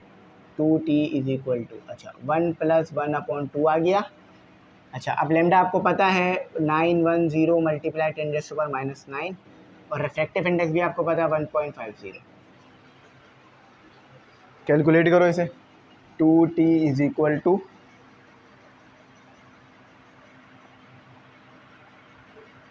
अच्छा, इसमें थोड़ी सी हमसे मिस्टेक हो रही है, ये थिकनेस की वैल्यू है, लैम्डा की वैल्यू की जगह रख दी हमने इसे, ये थिकनेस की वैल्यू है, ठीक है। अब सही है। मैंने वो लेमडा की जगह रख दिया था क्योंकि वेवलेंथ इतनी छोटी ही होती है, लेकिन ये थिकनेस की बात हो रही है। देखो हमें लेमडा निकालना है, थिकनेस नहीं निकालनी। सॉरी लेमडा निकालना है, थिकनेस नहीं निकालनी। मैंने लेमडा की जगह पुट कर दिया था उसे। इसको सेट कराओ। ये क्या हो रहा है यहाँ पे, डिवाइड, वहाँ जाके मल्टीप्लाई होगा ऑब्वियस है। तो क्या आ जाएगा आपके पास, 2 1 0 1 0 9 1 0 मल्टीप्लाई 10⁻⁻⁹। अच्छा, इसके साथ आ गया 1.50, ठीक है। और ये आ गया आपके पास, ये आ गया लेमडा इधर ही रहेगा। ये आ गया आपके पास, इसको भी सॉल्व कर लो, 1 + 1/2। तो ये हो गया आपके पास 1.5। ये पूरा सॉल्व हो गया 1.5 बनेगा। 1.5 डिवाइडेड बाय, बिल्कुल सही, डिवाइडेड बाय लेमडा। अच्छा, अब आप चाहो ना इसका एक फार्मूला भी बना सकते हो। लाओ मैं फार्मूला बनाना सिखाता हूँ। समझो यहाँ पर ये 1 नहीं है, m है, ठीक है। ये m है तो ये क्या होगा, नीचे आके डिवाइड हो जाएगा, ठीक है। तो ये हो जाएगा m + 1/2, ऐसे भी कर सकते हो। और ये लेमडा हो जाएगा। बस अब m की वैल्यू बदलते रहना, आपका आंसर आता रहेगा, सही है। तो हर तरीके से पढ़ाया जा सकता है, जैसा मुझे बेहतर लगता है मैं करा देता हूँ, शॉर्ट तरीका बता देता हूँ। तो 2910, अब पुट कर लो 1, इसके साथ अब 2 भी पुट कर सकते हो आप आगे जाके। अब 1 पुट कर लो, तो 1 + 1/2। और डिनोमिनेटर को पहले अलग सॉल्व कर लेना, फिर न्यूमिनेटर के साथ ले आना। अच्छा, तो देखो डिनोमिनेटर को सॉल्व करूँगा तो 1.5 आएगा, लेकिन आसान हो जाएगा काम आपके लिए बहुत। तो ये हो गया 1.5, ठीक है। तो लेमडा 1 आपके पास कितना आ रहा है, जस्ट कैलकुलेट कर लो इसे। 2 × 910 exponent -9 multiply 1.50 divided bye 1.5, 1.82 multiply 10⁻⁻⁶। अब आपको पता है ना क्या करना है, इसको नैनो बनाना है 1, तो 1 2 और 0 भी होगा, यहाँ 0 भी होगा, तो 3। तो क्या हो गया, 820 मल्टीप्लाई 10⁻⁻⁶ -3 और मीटर है। तो ये किसके बराबर हो गया, लेमडा।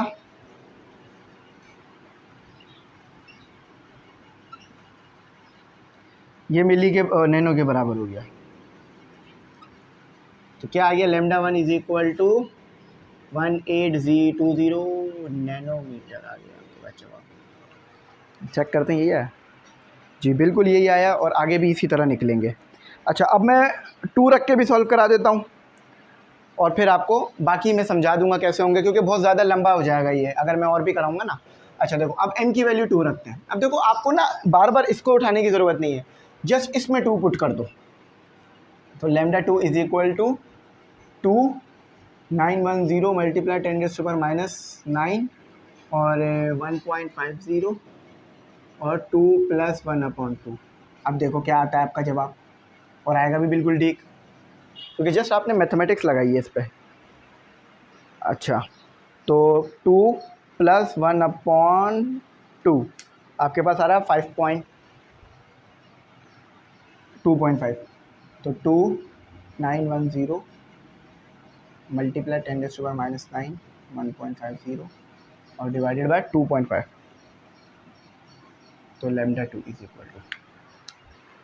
देखो भाई और बहनों, 2 × 910 exponent -9 multiply 1.50 divided by 2.5। The answer is 1.092 multiply 10⁻⁻⁶ metre. अब मिलीमीटर नैनोमीटर में तो आपको पता है कैसे, 1 2 3, तो 3 इधर ऐड हो गया तो -9, तो ये हो गया आपके पास नैनोमीटर, और बिल्कुल ठीक आया है। आगे सारे ऐसे ही निकलेंगे। अच्छा, अब देखो आगे कैसे करना मैं सिखा देता हूँ। आपने यही काम करना है, m की वैल्यू 3 रख कर करनी है, तो आपके पास आएगा 780, ठीक है। फिर m की वैल्यू आप 4 रख के करना, और कहाँ पुट करोगे, यहाँ पुट करते जाना, जो मैंने बेस बनवाई है ना इसमें पुट करते जाना। m की वैल्यू 3 रख कर, m की वैल्यू 4 रख कर, m की वैल्यू 5 रख कर, जब m की वैल्यू 6 रखोगे जब m की वैल्यू 6 रखोगे तो आपके पास लेमडा क्या आएगा, चलो मैं लिखता जाता हूँ, आपके पास क्या आ रहा है, 3 रख रहे हो तो क्या आ रहा है लेमडा 3 आपके पास क्या आ रहा है 780 नैनोमीटर। अच्छा m की वैल्यू अगर 4 रख रहे हो तो क्या आ रहा है लेमडा 4 इक्वल टू 607 नैनोमीटर। अच्छा m की वैल्यू अगर 5 रख रहे हो तो क्या आ रहा है, मैं डायरेक्ट कर रहा हूँ लेकिन आपको कैलकुलेशन पता है किस तरह से होगी, आप कैलकुलेशन करके करना, ठीक है। 496 नैनोमीटर। और जब m की वैल्यू 6 रख रहे हो तो क्या आ रहा है 420 नैनोमीटर, ठीक है। तो m की वैल्यू 5 रखी तो 496 और 6 रखी तो 420, और बाकी सारा तो मैंने लिख दिया आपके लिए, ठीक है। समझ में आ गई बात, परेशानी मुश्किल वाली कोई बात नहीं है। चलो अब आगे करते हैं, थोड़ा सा इसकी बोर्ड मार्कर की रिफिल कर लेता हूँ। तो स्टूडेंट यहाँ तक हमारे क्वेश्चंस जो हैं वो अल्हम्दुलिल्लाह कंप्लीट हो गए हैं, अभी भी काफ़ी हैं लेकिन आगे कुछ बहुत शॉर्ट भी हैं तो टाइम बड़ा सेफ होगा हमारा, ठीक है। अच्छा 5 हो गया, 6 करते हैं। इसमें 10 होते तो काफ़ी आसान हो जाता, लेकिन इसके अंदर अच्छे खासे हैं। What is the difference between deviation and diffraction. Deviation मतलब मुड़ना, डायफ्रैक्शन यानी बैंड होना, इन दोनों में डिफरेंस बताना है, ठीक है। तो change in the direction of a wave deviation है, यानी वेव की डायरेक्शन चेंज हो जाए, वेव कहीं जा रही है उसके अलावा कहीं और जानी लग जाए, डेविएशन। और फिर डायफ्रैक्शन तो आपको पता है, ये पूरी लिखी में एग्जाम्पल इसे पढ़ लेना, ठीक है। अच्छा 6 के बाद यहाँ पर एक मसला है, 7, 8, 9, 10 मिस है तो मैं उसे देख लेता हूँ ज़रा। अच्छा स्टूडेंट यहाँ पर एक चीज़ मैं आपको बता दूँ, यहाँ ना कुछ नंबरिंग में प्रॉब्लम हुई हुई है। अब देखो ये लिखा हुआ है 6, ठीक है, 6 के बाद डायरेक्ट शुरू हो गया 10, तो इसका मतलब ये नहीं है कि 7, 8, 9 मैंने नहीं कराया, इसका मतलब है यहाँ दिया हुआ नहीं है, ये नंबरिंग में प्रॉब्लम है, ठीक है। तो बेसिकली ये 18 क्वेश्चन नहीं है, 18 से कम है, नंबरिंग की वजह से ऐसा हुआ है। तो छठा क्वेश्चन हमने कर लिया, अब 7वां, 8वां, 9वां नहीं है, डायरेक्ट 10वां है, ठीक है। तो इसका मतलब फिर समझा रहा हूँ, ऐसा नहीं है कि मैं करा नहीं रहा हूँ, क्वेश्चन ही नहीं है बुक के अंदर, ठीक है। तो अब हम डायरेक्ट अपना जो क्वेश्चन दिया हुआ है उसको करेंगे। नंबरिंग यहाँ पे हमने भी वही रखी है जो बुक वालों ने डाली है, ताकि मुश्किल ना हो बच्चे को ढूंढने में, ठीक है। तो हमने छठा क्वेश्चन कर लिया, अब डायरेक्ट 11वां करते हैं। अच्छा यहाँ 10वां लिखा हुआ है, अच्छा it is possible to increase the order of maxima for a given energy spectrum for a diffraction grating. अच्छा जो 10वां वाला सवाल है वो आपके पास एक थ्योरेटिकल क्वेश्चन है, वो न्यूमेरिकल नहीं है, ठीक है। तो मैं उसका क्वेश्चन, उसका आंसर भी चला दूंगा, तो वो भी आप अच्छी तरह से देख सकते हो। तो यहाँ पे लिखा हुआ है, अच्छा अब 11वां वाला क्वेश्चन भी ऐसा ही है, उसको भी पढ़ लेते हैं, तो कोई मसले वाली बात नहीं है। अच्छा 11वां क्वेश्चन पढ़ो, 11वां क्वेश्चन पढ़ो, 11वां।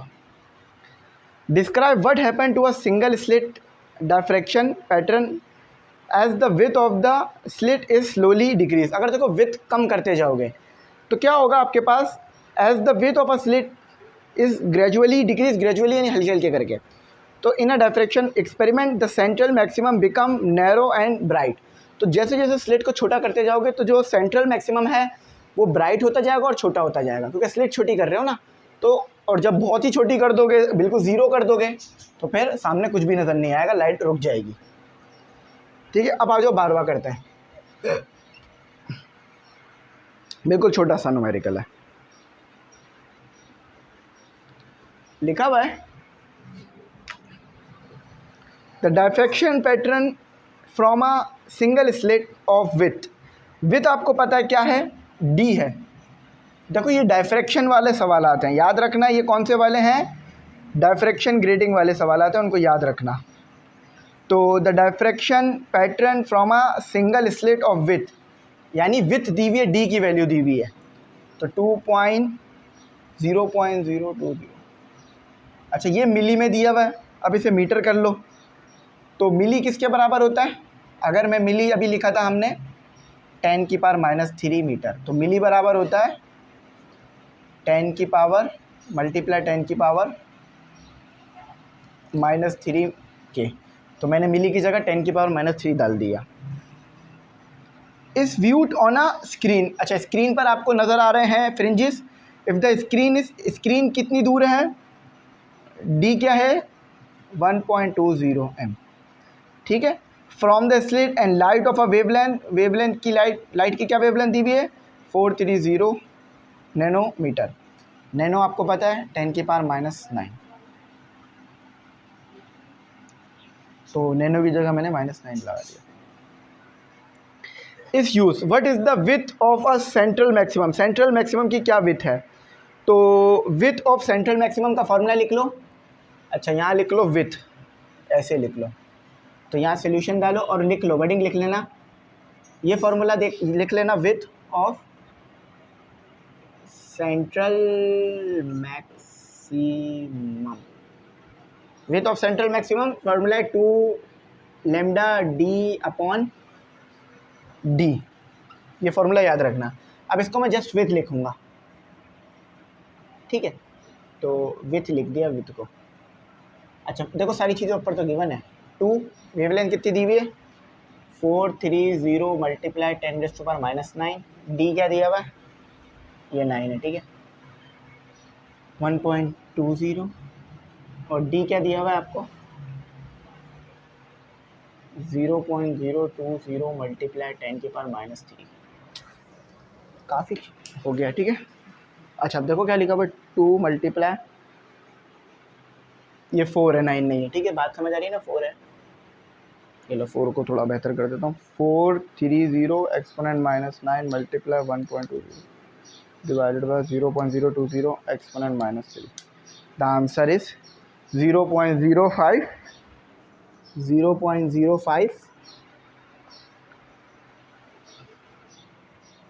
W यहीं लिख देता हूँ 0.0516 मीटर।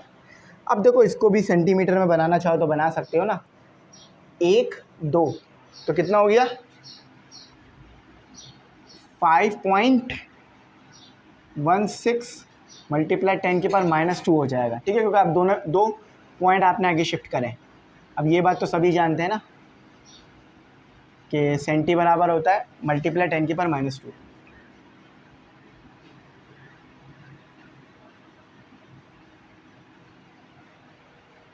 ठीक है। आई होप बात समझ आ गई हो स्टूडेंट। अब अपना करते हैं न्यूमेरिकल नंबर 13, ठीक है, हमारा 13वां न्यूमेरिकल है।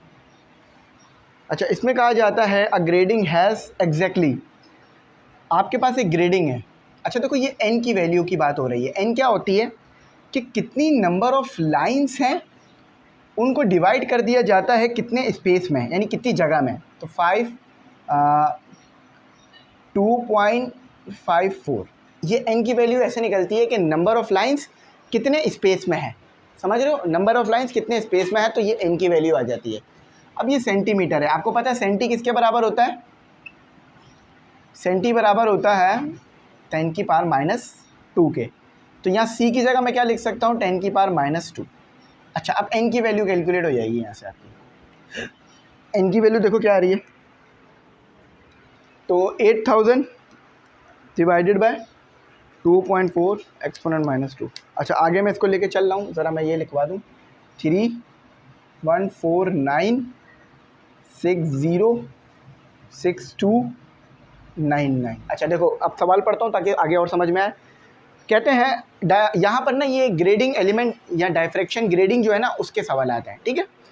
तो a grating has exactly 8000 lines uniformly spaced over 2.54 centimetre, यानी 2.54 सेंटीमीटर के अंदर 8000 लाइन खींची गई हैं। अब ये कॉन्सेप्ट है, मुझे पता है कि आपको ये बात पता होगी।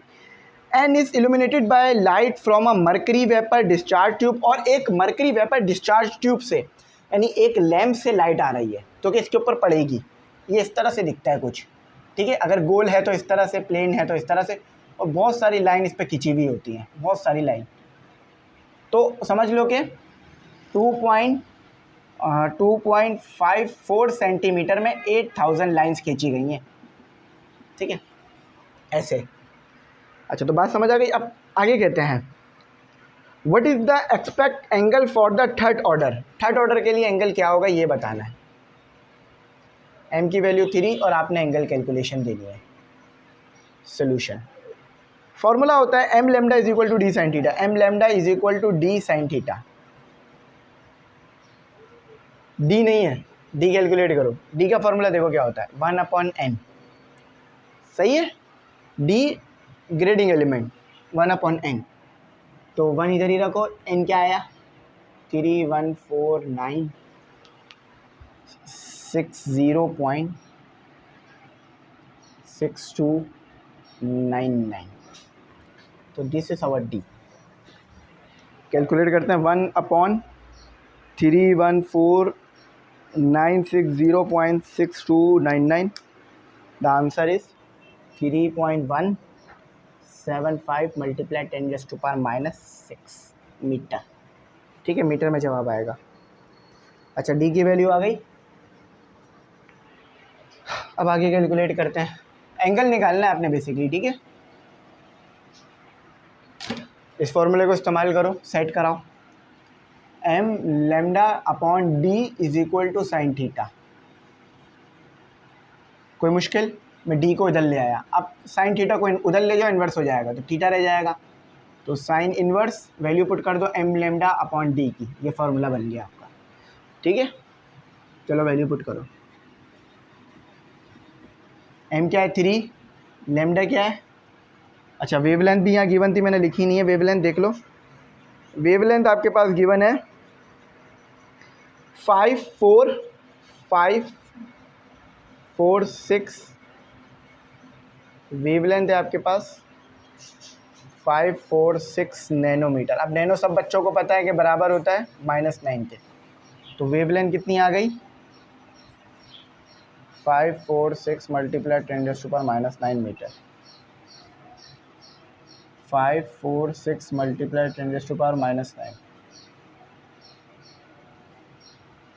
डी क्या है, डी हमने निकाला था, देखो ये रहा डी 3.175 मल्टीप्लाई 10⁻⁻⁶। अब जस्ट कैलकुलेट कर लो। अच्छा, कैलकुलेट करते वक्त डिग्री में रखना कैलकुलेटर को, तो sign inverse 3 multiply 546 exponent -9 divided by 3.175 exponent -6, the answer is 31.06 degree. Round of करके निकाल रहा हूँ। ठीक है, राउंड ऑफ यानी इससे पहले भी बहुत सारे नंबर थे तो इसको 6 कर दिया। रेडियन वगैरह में तो नहीं निकालना होगा, आई होप। ठीक है, और अगर मिनट्स में निकालना है मतलब, तो ये इस तरह से आ सकता है। अब इसकी कन्वर्जन हमने मैथ में पढ़ी है, आई होप आपको याद हो। ठीक है, तो ये आपका जवाब आ गया। चलो अब आगे चलते हैं, यहाँ रुकना नहीं है, यहाँ से तो आगे बहुत जाना है हमें। अच्छा, अब आगे की तरफ मूव कर देते हैं जल्दी से।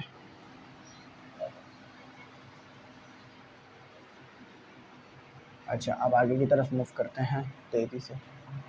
तो अब हमारा आ गया हमारा numerical number 14।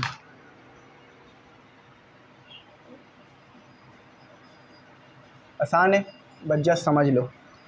How many lines per centimetre, n की वैल्यू आपने बतानी है। पर सेंटीमीटर में कितनी लाइन है ये आपने बताना है, यानी 1 को ऊपर रखना, d को नीचे रखना। How many lines per centimetre यानी m की वैल्यू, आपको m की वैल्यू मैं बताता हूँ आगे। Are there in grating which, order क्या दिया हुआ है, m की वैल्यू आपको 1 दी हुई है, ऑर्डर 1 दिया हुआ, फर्स्ट ऑर्डर, यानी पहली बार आपको लाइट नज़र आई है।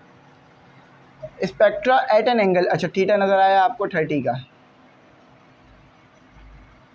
When the wavelength of light, चलो वेवलेंथ इन्होंने दे दी 6 मल्टीप्लाई 10⁻⁻⁵, लेकिन एक मसला ये सेंटीमीटर में दी हुई है। सेंटीमीटर किसके बराबर होता है 10⁻⁻² के।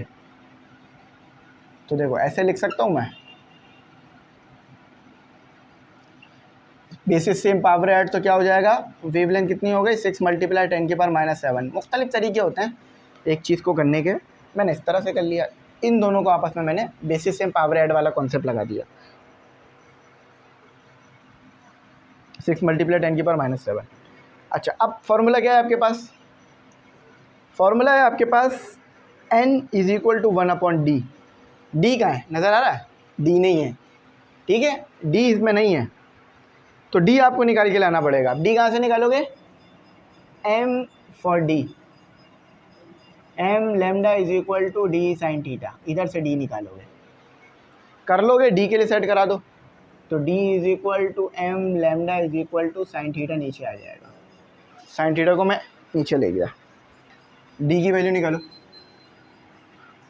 1, और वेव लेंथ है आपके पास 6 मल्टीप्लाई 10 की पावर 7 -7, और साइन थीटा 30 था, जस्ट कैलकुलेट पे लगाओ,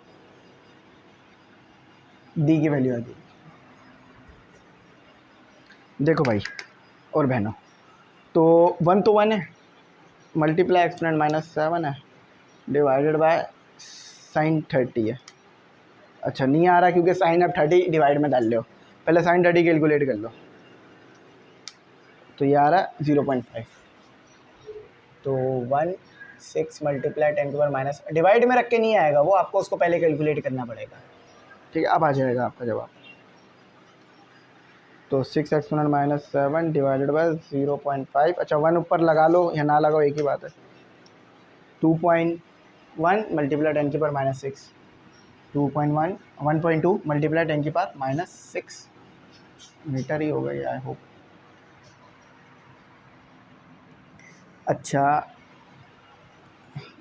कितनी, 1 मीटर में कितनी लाइन्स हैं ग्रेडिंग एलिमेंट?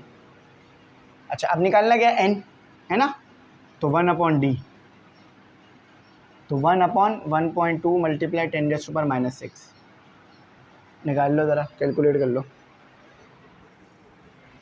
तो 1 divided by 1.2 exponent -6, the answer is, बहुत बड़ा नंबर आ रहा है, 8333 पॉइंट, अच्छा 1 2 3 4 5 है और 3.3333, इतनी लाइन्स हैं आपके पास, लाइन्स पर मीटर, इतनी लाइन्स हैं आपके पास, लाइन्स पर मीटर। अच्छा देखो ये पर मीटर है, पर सेंटीमीटर भी निकाल सकते हो, बस आपने क्या करना होगा, इसके साथ जो है वो डिवाइड करना होगा 100 को, तो आएगा आपके पास, 100 डिवाइड करके देख लेना, तो आपके पास आएगा 333.3333 लाइन्स पर सेंटीमीटर, ठीक है। ये लो, समझ में आ गया, आसान था, मुश्किल नहीं था ये। चलो आओ आगे करते हैं।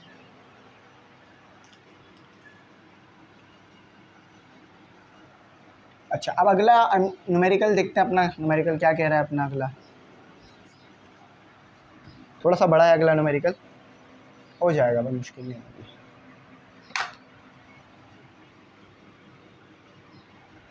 ठीक है लाइन हो गई। अच्छा अब अपना 15वां न्यूमेरिकल है। कहने वाले कहते हैं लाइट ऑफ वेवलेंथ, एक वेवलेंथ की लाइट है आपके पास, मतलब लाइट की एक वेवलेंथ है आपके पास 450 नैनोमीटर। अच्छा देखो नैनो को ख़त्म करूँगा तो क्या हो जाएगा 9, तो 450 मल्टीप्लाई 10 की पावर -9 मीटर। इस incident on a diffraction grading, अब डायफ्रैक्शन ग्रेडिंग की जो स्लेट्स है उसके ऊपर लगी है लाइट, ऑन विच 5000 लाइन पर सेंटीमीटर, तो 5000 लाइन पर सेंटीमीटर का मतलब n की वैल्यू गिवन है, लाइन पर सेंटीमीटर हो इसका मतलब है आपको किसकी वैल्यू है, n की वैल्यू है, और सेंटीमीटर पर लाइन्स हो तो d की वैल्यू है। इसमें ज़रा कंफ्यूज नहीं होना।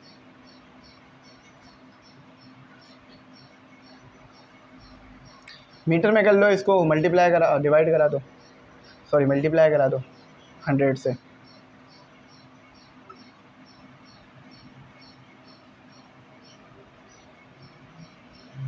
ठीक है ये लो। अच्छा अब पता है क्या लगाना है, आगे कहते हैं लाइंस पर सेंटीमीटर हैव बीन रूल्ड यानी उस पर खींची गई हैं। डिटरमाइन, क्या डिटरमाइन करना है, how many order of spectra can be observe on either sides of spectra, कितने थीटा आपको मिल सकते हैं ये मांग रहे हैं बेसिकली वो, θ1 θ2 थीटा 3, थीटा 4, और उसके बाद कहता है determine the angle corresponding to each. Angles ये आ गए और m की वैल्यू मांग रहे हैं। ठीक है, ये लो। सबसे पहले क्या कैलकुलेट करेंगे, m ही कैलकुलेट करना चाहिए सबसे पहले। अच्छा, d निकालो। m कैलकुलेट करने के लिए क्या है, m lambda is equal to D sine theta. ठीक है, ज़रा मुझे बताओ d कहाँ से आएगा, n से आएगा। फॉर d के लिए कैलकुलेशन करो। तो d के लिए आएगा n is equal to 1/d। तो d को सेट करा दो 1/n। तो n d क्या आ जाएगा, 50,000। तो 1 डिवाइडेड बाई 5,000 2 मल्टीप्लाई 10 की पावर -6 सेंटीमीटर पर लाइन्स, सेंटीमीटर पर लाइन्स। ठीक है, तो स्टूडेंट कैमरा जो है वो बंद हो गया था, मैं थोड़ा सा बता देता हूँ। देखो डी की वैल्यू तक तो आपको बात समझ आ गई थी। अब मुझे एम की वैल्यू निकालनी थी, तो मैंने इस फॉर्मूले को उठाया और एम के लिए सेट करा दिया। डी की वैल्यू ये रही डी की वैल्यू। ठीक है, साइन थीटा ये रहा। अच्छा, थीटा हम 90 रखेंगे, 90 रख के कैलकुलेट करेंगे। बाकी लैम्डा की वैल्यू हमें ये गिवन है। ठीक है, अच्छा अब ये m की वैल्यू आ गई। m ऐसे नहीं आ सकता, m 1 2 3 कर आएगा, तो इसीलिए m को हम रख लेंगे 4। ठीक है, अगर 4.5 से बड़ा होता तो 5 रख लेता, लेकिन 4.5 से छोटा है तो 4 रख लिया। ठीक है, याद रखना m की वैल्यू हमेशा इस तरह रखी जाती है, 1 2 3 4 करके। अच्छा, अब हमने निकालने हैं अपने थीटे, मतलब थीटा निकालना है मुख्तलिफ पे। तो थीटा निकालते हैं, डायरेक्ट इसको सेट करा देते हैं। m की वैल्यू 1 2 3 रख कर सेट कराते रहेंगे। तो देखो फर्स्ट ऑर्डर है, फर्स्ट ऑर्डर का मतलब m की वैल्यू जस्ट 1 आएगी। ठीक है, इस फॉर्मूले को सेट करा दो थीटा के लिए डायरेक्ट। तो m लैम्डा अपॉन d और साइन थीटा इन्वर्स में और थीटा। देखो क्या किया, बात समझ नहीं आ रही तो मैं फिर बता देता हूँ मैंने क्या किया। थोड़ा डायरेक्ट कर दिया मैंने, d को उधर ले गया तो m लैम्डा अपॉन d हो गया। ठीक है, साइन को उधर ले गया तो साइन इन्वर्स का हो गया और जस्ट थीटा रह गया। अब जस्ट यहाँ पर आप अपनी वैल्यू पुट करते रहना m की, आपके आंसर आते रहेंगे। तो अभी तो हम 1 के लिए कैलकुलेट कर रहे हैं, तो साइन इन्वर्स 1, लैम्डा कितना दिया हुआ है 450 मल्टीप्लाई 10⁻⁻⁹ और d क्या दिया हुआ है, d देखो d का है, d हो रहा 2 मल्टीप्लाई 10⁻⁻⁶। तो थीटा क्या आ रहा है, जस्ट कैलकुलेट कर लो। देखो साइन इन्वर्स और 1 मल्टीप्लाई, पहले ब्रैकेट लगा लो, फ्रैक्शन ले लो, 450 एक्सपोनेंट -9 डिवाइडेड बाय 2 एक्सपोनेंट -6,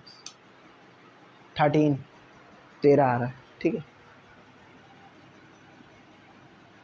अच्छा अब m की वैल्यू 2 रख के कैलकुलेट कर लो सेकेंड ऑर्डर के लिए, सेकेंड ऑर्डर। अच्छा, तो साइन इन्वर्स 2 40 मल्टीप्लाई 10⁻⁻⁹। ठीक है, उसके बाद यहाँ रख लेते हैं 2 मल्टीप्लाई 10⁻⁻⁶। अच्छा, जो पीछे पुट किया था उसी में जस्ट कुछ नहीं करो, बस 1 को 2 कर दो, 26.74। ठीक है, 2 वैल्यूज़ आ गई। अब कितनी वैल्यू के लिए रखा था, 4 के लिए रखा था, तीसरी भी निकालते हैं। m इक्वल टू 3 के लिए करो, तो theta is equal to sine inverse 3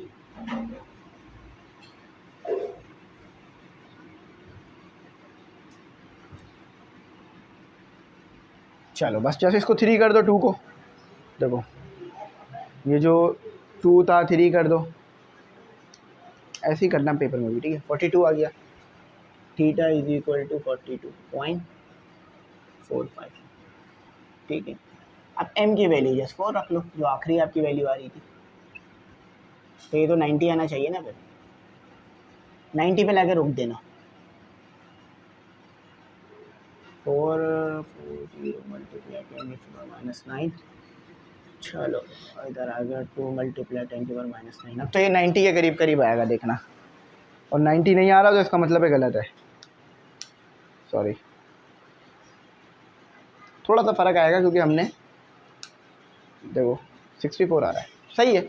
फ़र्क आने की वजह मुझे पता चल गई आ रहा है, तो ये आ गया 64.15। ठीक है, उसकी वजह बता देता हूँ। चलो एंगल देख लेते हैं हमारे क्या क्या है। हाँ सही आ रहा है, 42, राउंड ऑफ भी किया हुआ है कहीं कहीं, बाकी सही है। अच्छा, अब एक क्वेश्चन हमारा कॉन्सेप्चुअल है और एक हमारा न्यूमेरिकल है अगेन। ठीक है, आई होप समझ में आ गया होगा। वैसे तो बड़ा आसान है, कोई इतना मुश्किल नहीं है, बस कैलकुलेशन आपकी अच्छी होनी चाहिए। और गलत नहीं करिएगा कैलकुलेशन पेपर में, वरना तो फिर फ़ायदा नहीं होगा हमें पढ़ाने का और अच्छा तरीके से पढ़ने का भी। चलो अच्छा, 16वां सवाल करते हैं, 16। What does a crystal act, why does a crystal, क्यों एक crystal, why does a crystal act as a 3 dimensional grating, एक क्रिस्टल 3 डायमेंशनल ग्रेडिंग क्यों बन जाता है, यानी उसमें 3 डायमेंशनल ग्रेडिंग क्यों हो रही होती है। ये एक्सरे जब उस पर लगती है, जबकि बात हो रही है for x-ray but not visible light. देखो विजिबल लाइट के लिए अलग फिनोमिना और एक्सरे के लिए अलग फिनोमिना हो रहा है, तो उसकी वजह बतानी है, ये लिखी हुई है। A crystal act as a 3 dimensional gathering grating for x-ray but not for visible light, atom के स्ट्रक्चर की वजह से, because of vast difference in their wavelength, wavelength में डिफरेंस होने की वजह से भी होता है, और एटम भी इसमें इन्वॉल्व होता है। अच्छा और 17वां करते हैं, इसको मैं बहुत डिटेल में लेके नहीं जा रहा हूँ, फ़र्क जो है वो वेवलेंथ है, ठीक है, याद रखना।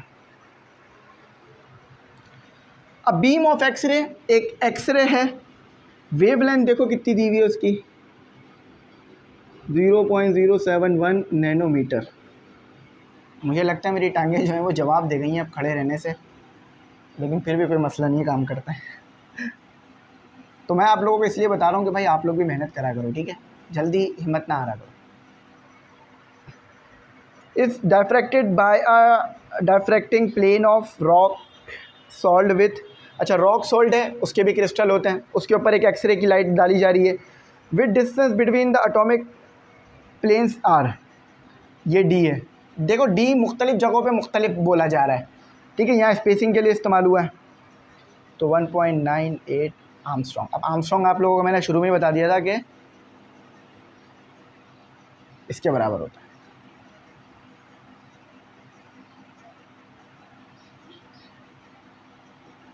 ठीक है, find the glancing angle, find the glancing angle for the second order, second order यानी एम की वैल्यू 2 है, एंगल बता दो। तो स्टूडेंट यहाँ पर एक्सरे की बात हो रही है, तो एक्सरे का फॉर्मूला थोड़ा सा अलग होता है, m lambda is equal to 2d sine theta. देखो जब भी एक्सरे की बात होगी यहाँ 2 आ जाएगा, अब उसकी ख़ास वजह है, डेरिवेशन करेंगे तो उसको पता कर लेंगे, ठीक है। तो सेट करा दो, तो एम लैम्डा 2d यहाँ आ गया, तो साइन थीटा हो गया, साइन उधर जाके इन्वर्स हो जाएगा, तो क्या हो जाएगा, sine inverse m lambda is equal to 2d। M क्या है 2, लैम्डा क्या है 0.071 मल्टीप्लाई 10⁻⁹, 2 आ गया, और डी क्या है 1.98 एक्सपोनेंट -10 थीटा आ जाएगा। देखो वैल्यू डाल के मैंने रखी हुई है, जस्ट आपने कैलकुलेट करना है।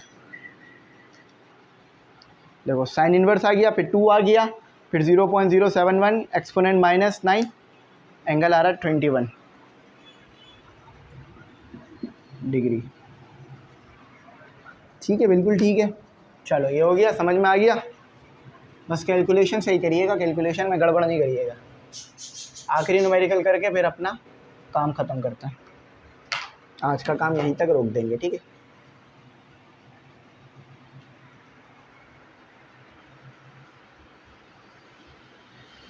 अच्छा देखो, ये भी एक कॉन्सेप्ट वाला सवाल है, ये सवाल यहाँ दिया हुआ इन्होंने, बड़ी बात है, तो मैं इसको थोड़ा पढ़ के बता देता हूँ ताकि आपको समझ आ जाए।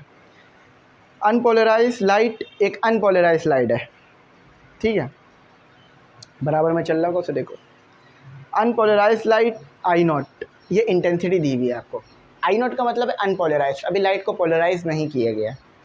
पास थ्रू टू पोलराइजर, पोलराइजर वो जो लाइट को पोलराइज करता है और एक डायरेक्शन में करेगा।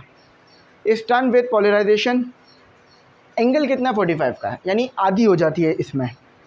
To each other, what is the fraction of the incident light intensity that is, तो एंगल यहाँ 45 का है, fraction of incident light intensity that is transmitted. तो सिंस थ्रो, यहाँ लिखा हुआ है सिंस, तो फॉर्मूला देख लो, सबसे पहले फॉर्मूला क्या है, यहाँ देख लो। एंगल आपके पास है, यहाँ हटाओ इधर से, एंगल आपके पास है 45। अच्छा फॉर्मूला देख लो क्या होता है, फॉर्मूला होता है आई नॉट अपॉन टू, ठीक है, I nought upon two is equal to cos square theta is equal to I nought upon two, नहीं हाँ आई नॉट अपॉन टू दोबारा आएगा, कॉस, चलो कॉस स्क्वायर 45। देखो यहाँ पर अपना हमने क्या कर दिया, 45 कर दिया। यहाँ पर ये था ना, ये चीज़ थी, एंगल कितना दिया 45, तो मैंने इसकी जगह पे 45 रख दिया। अब कॉस स्क्वायर 45 जब लोगे, देखो मैं कॉस स्क्वायर 45 लेता हूँ, मैं कॉस स्क्वायर 45 निकालता हूँ, कॉस 45 एंड देन स्क्वायर,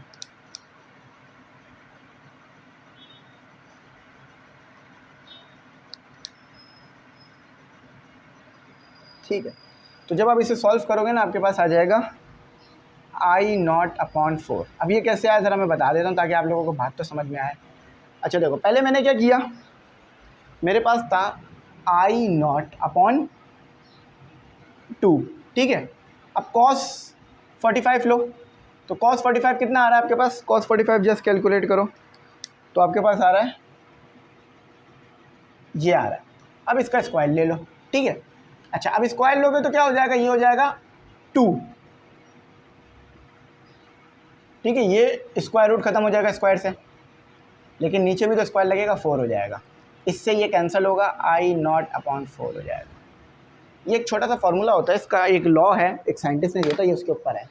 तो ये आई नॉट अपॉन 4 आएगा। आपने जस्ट ये फार्मूला याद रखना है, ये फार्मूला याद रखना है, और फिर आप जस्ट थीटा पुट करना, आपका आंसर आ जाएगा, ठीक है। ज़्यादा बड़ा नहीं था इसलिए मैंने इसको ज़्यादा एक्सप्लेन नहीं किया। पॉलराइजेशन एक ऐसा कॉन्सेप्ट है जिसे हमने बहुत डिटेल में भी पढ़ना है, वो रहता है। तो पॉलराइजेशन ऐसा होता है कि जब लाइट मुख्तलिफ डायरेक्शंस में होती है, मुख्तलिफ एक्सेस में होती है, उसको एक एक्सेस में ले आते हैं, या जितने एक्सेस में लाना चाहते हैं उतने में ले आते हैं, तो इसी को पॉलराइजेशन कहते हैं। अच्छा उम्मीद है आपको मेरी बात समझ में आई होगी। अच्छा एक बात मैं आपको बता दूं कि भाई ये वीडियो मैं अपलोड कर रहा हूं जस्ट पेपर से एक दिन पहले, कल आपका फिज़िक्स का पेपर है। तो लेट क्यों हो गया भाई, लेट होने की वजह ये हो गई, कोर्स बहुत बड़ा था, मुझे थोड़ा सा तेज़ चलना चाहिए था पर मैं नहीं चल सका। तो समझ लो एक चैप्टर हमारा रहता है जो कि चैप्टर 14 है, लेकिन बाकी हमने 13 चैप्टर्स कवर करे, वो भी पूरे डिटेल में करे, हर एक एक टॉपिक समझा। लेकिन आगे इंशाल्लाह सेकेंड ईयर में मैं क्या करूँगा कि मैं जो है ना वो तेज़ चलूँगा, तेज़ कोर्स कवर करूँगा, तो जिसके बाद आपको अब दोबारा इस चीज़ का सामना नहीं करना पड़ेगा और कोर्स जल्दी कवर हो जाएगा। अगर कुछ बात समझ ना आई हो तो पूछना, ज़रूर गाइड कर दूँगा, क्योंकि आगे और अच्छी तरह से कवर कराना है कोर्स को। तो ठीक है, तो उम्मीद है ये बातें समझ में आ गई होंगी। Thanks for watching. अल्लाह हाफ़िज़। कीमती दुआओं में ज़रूर याद रखना।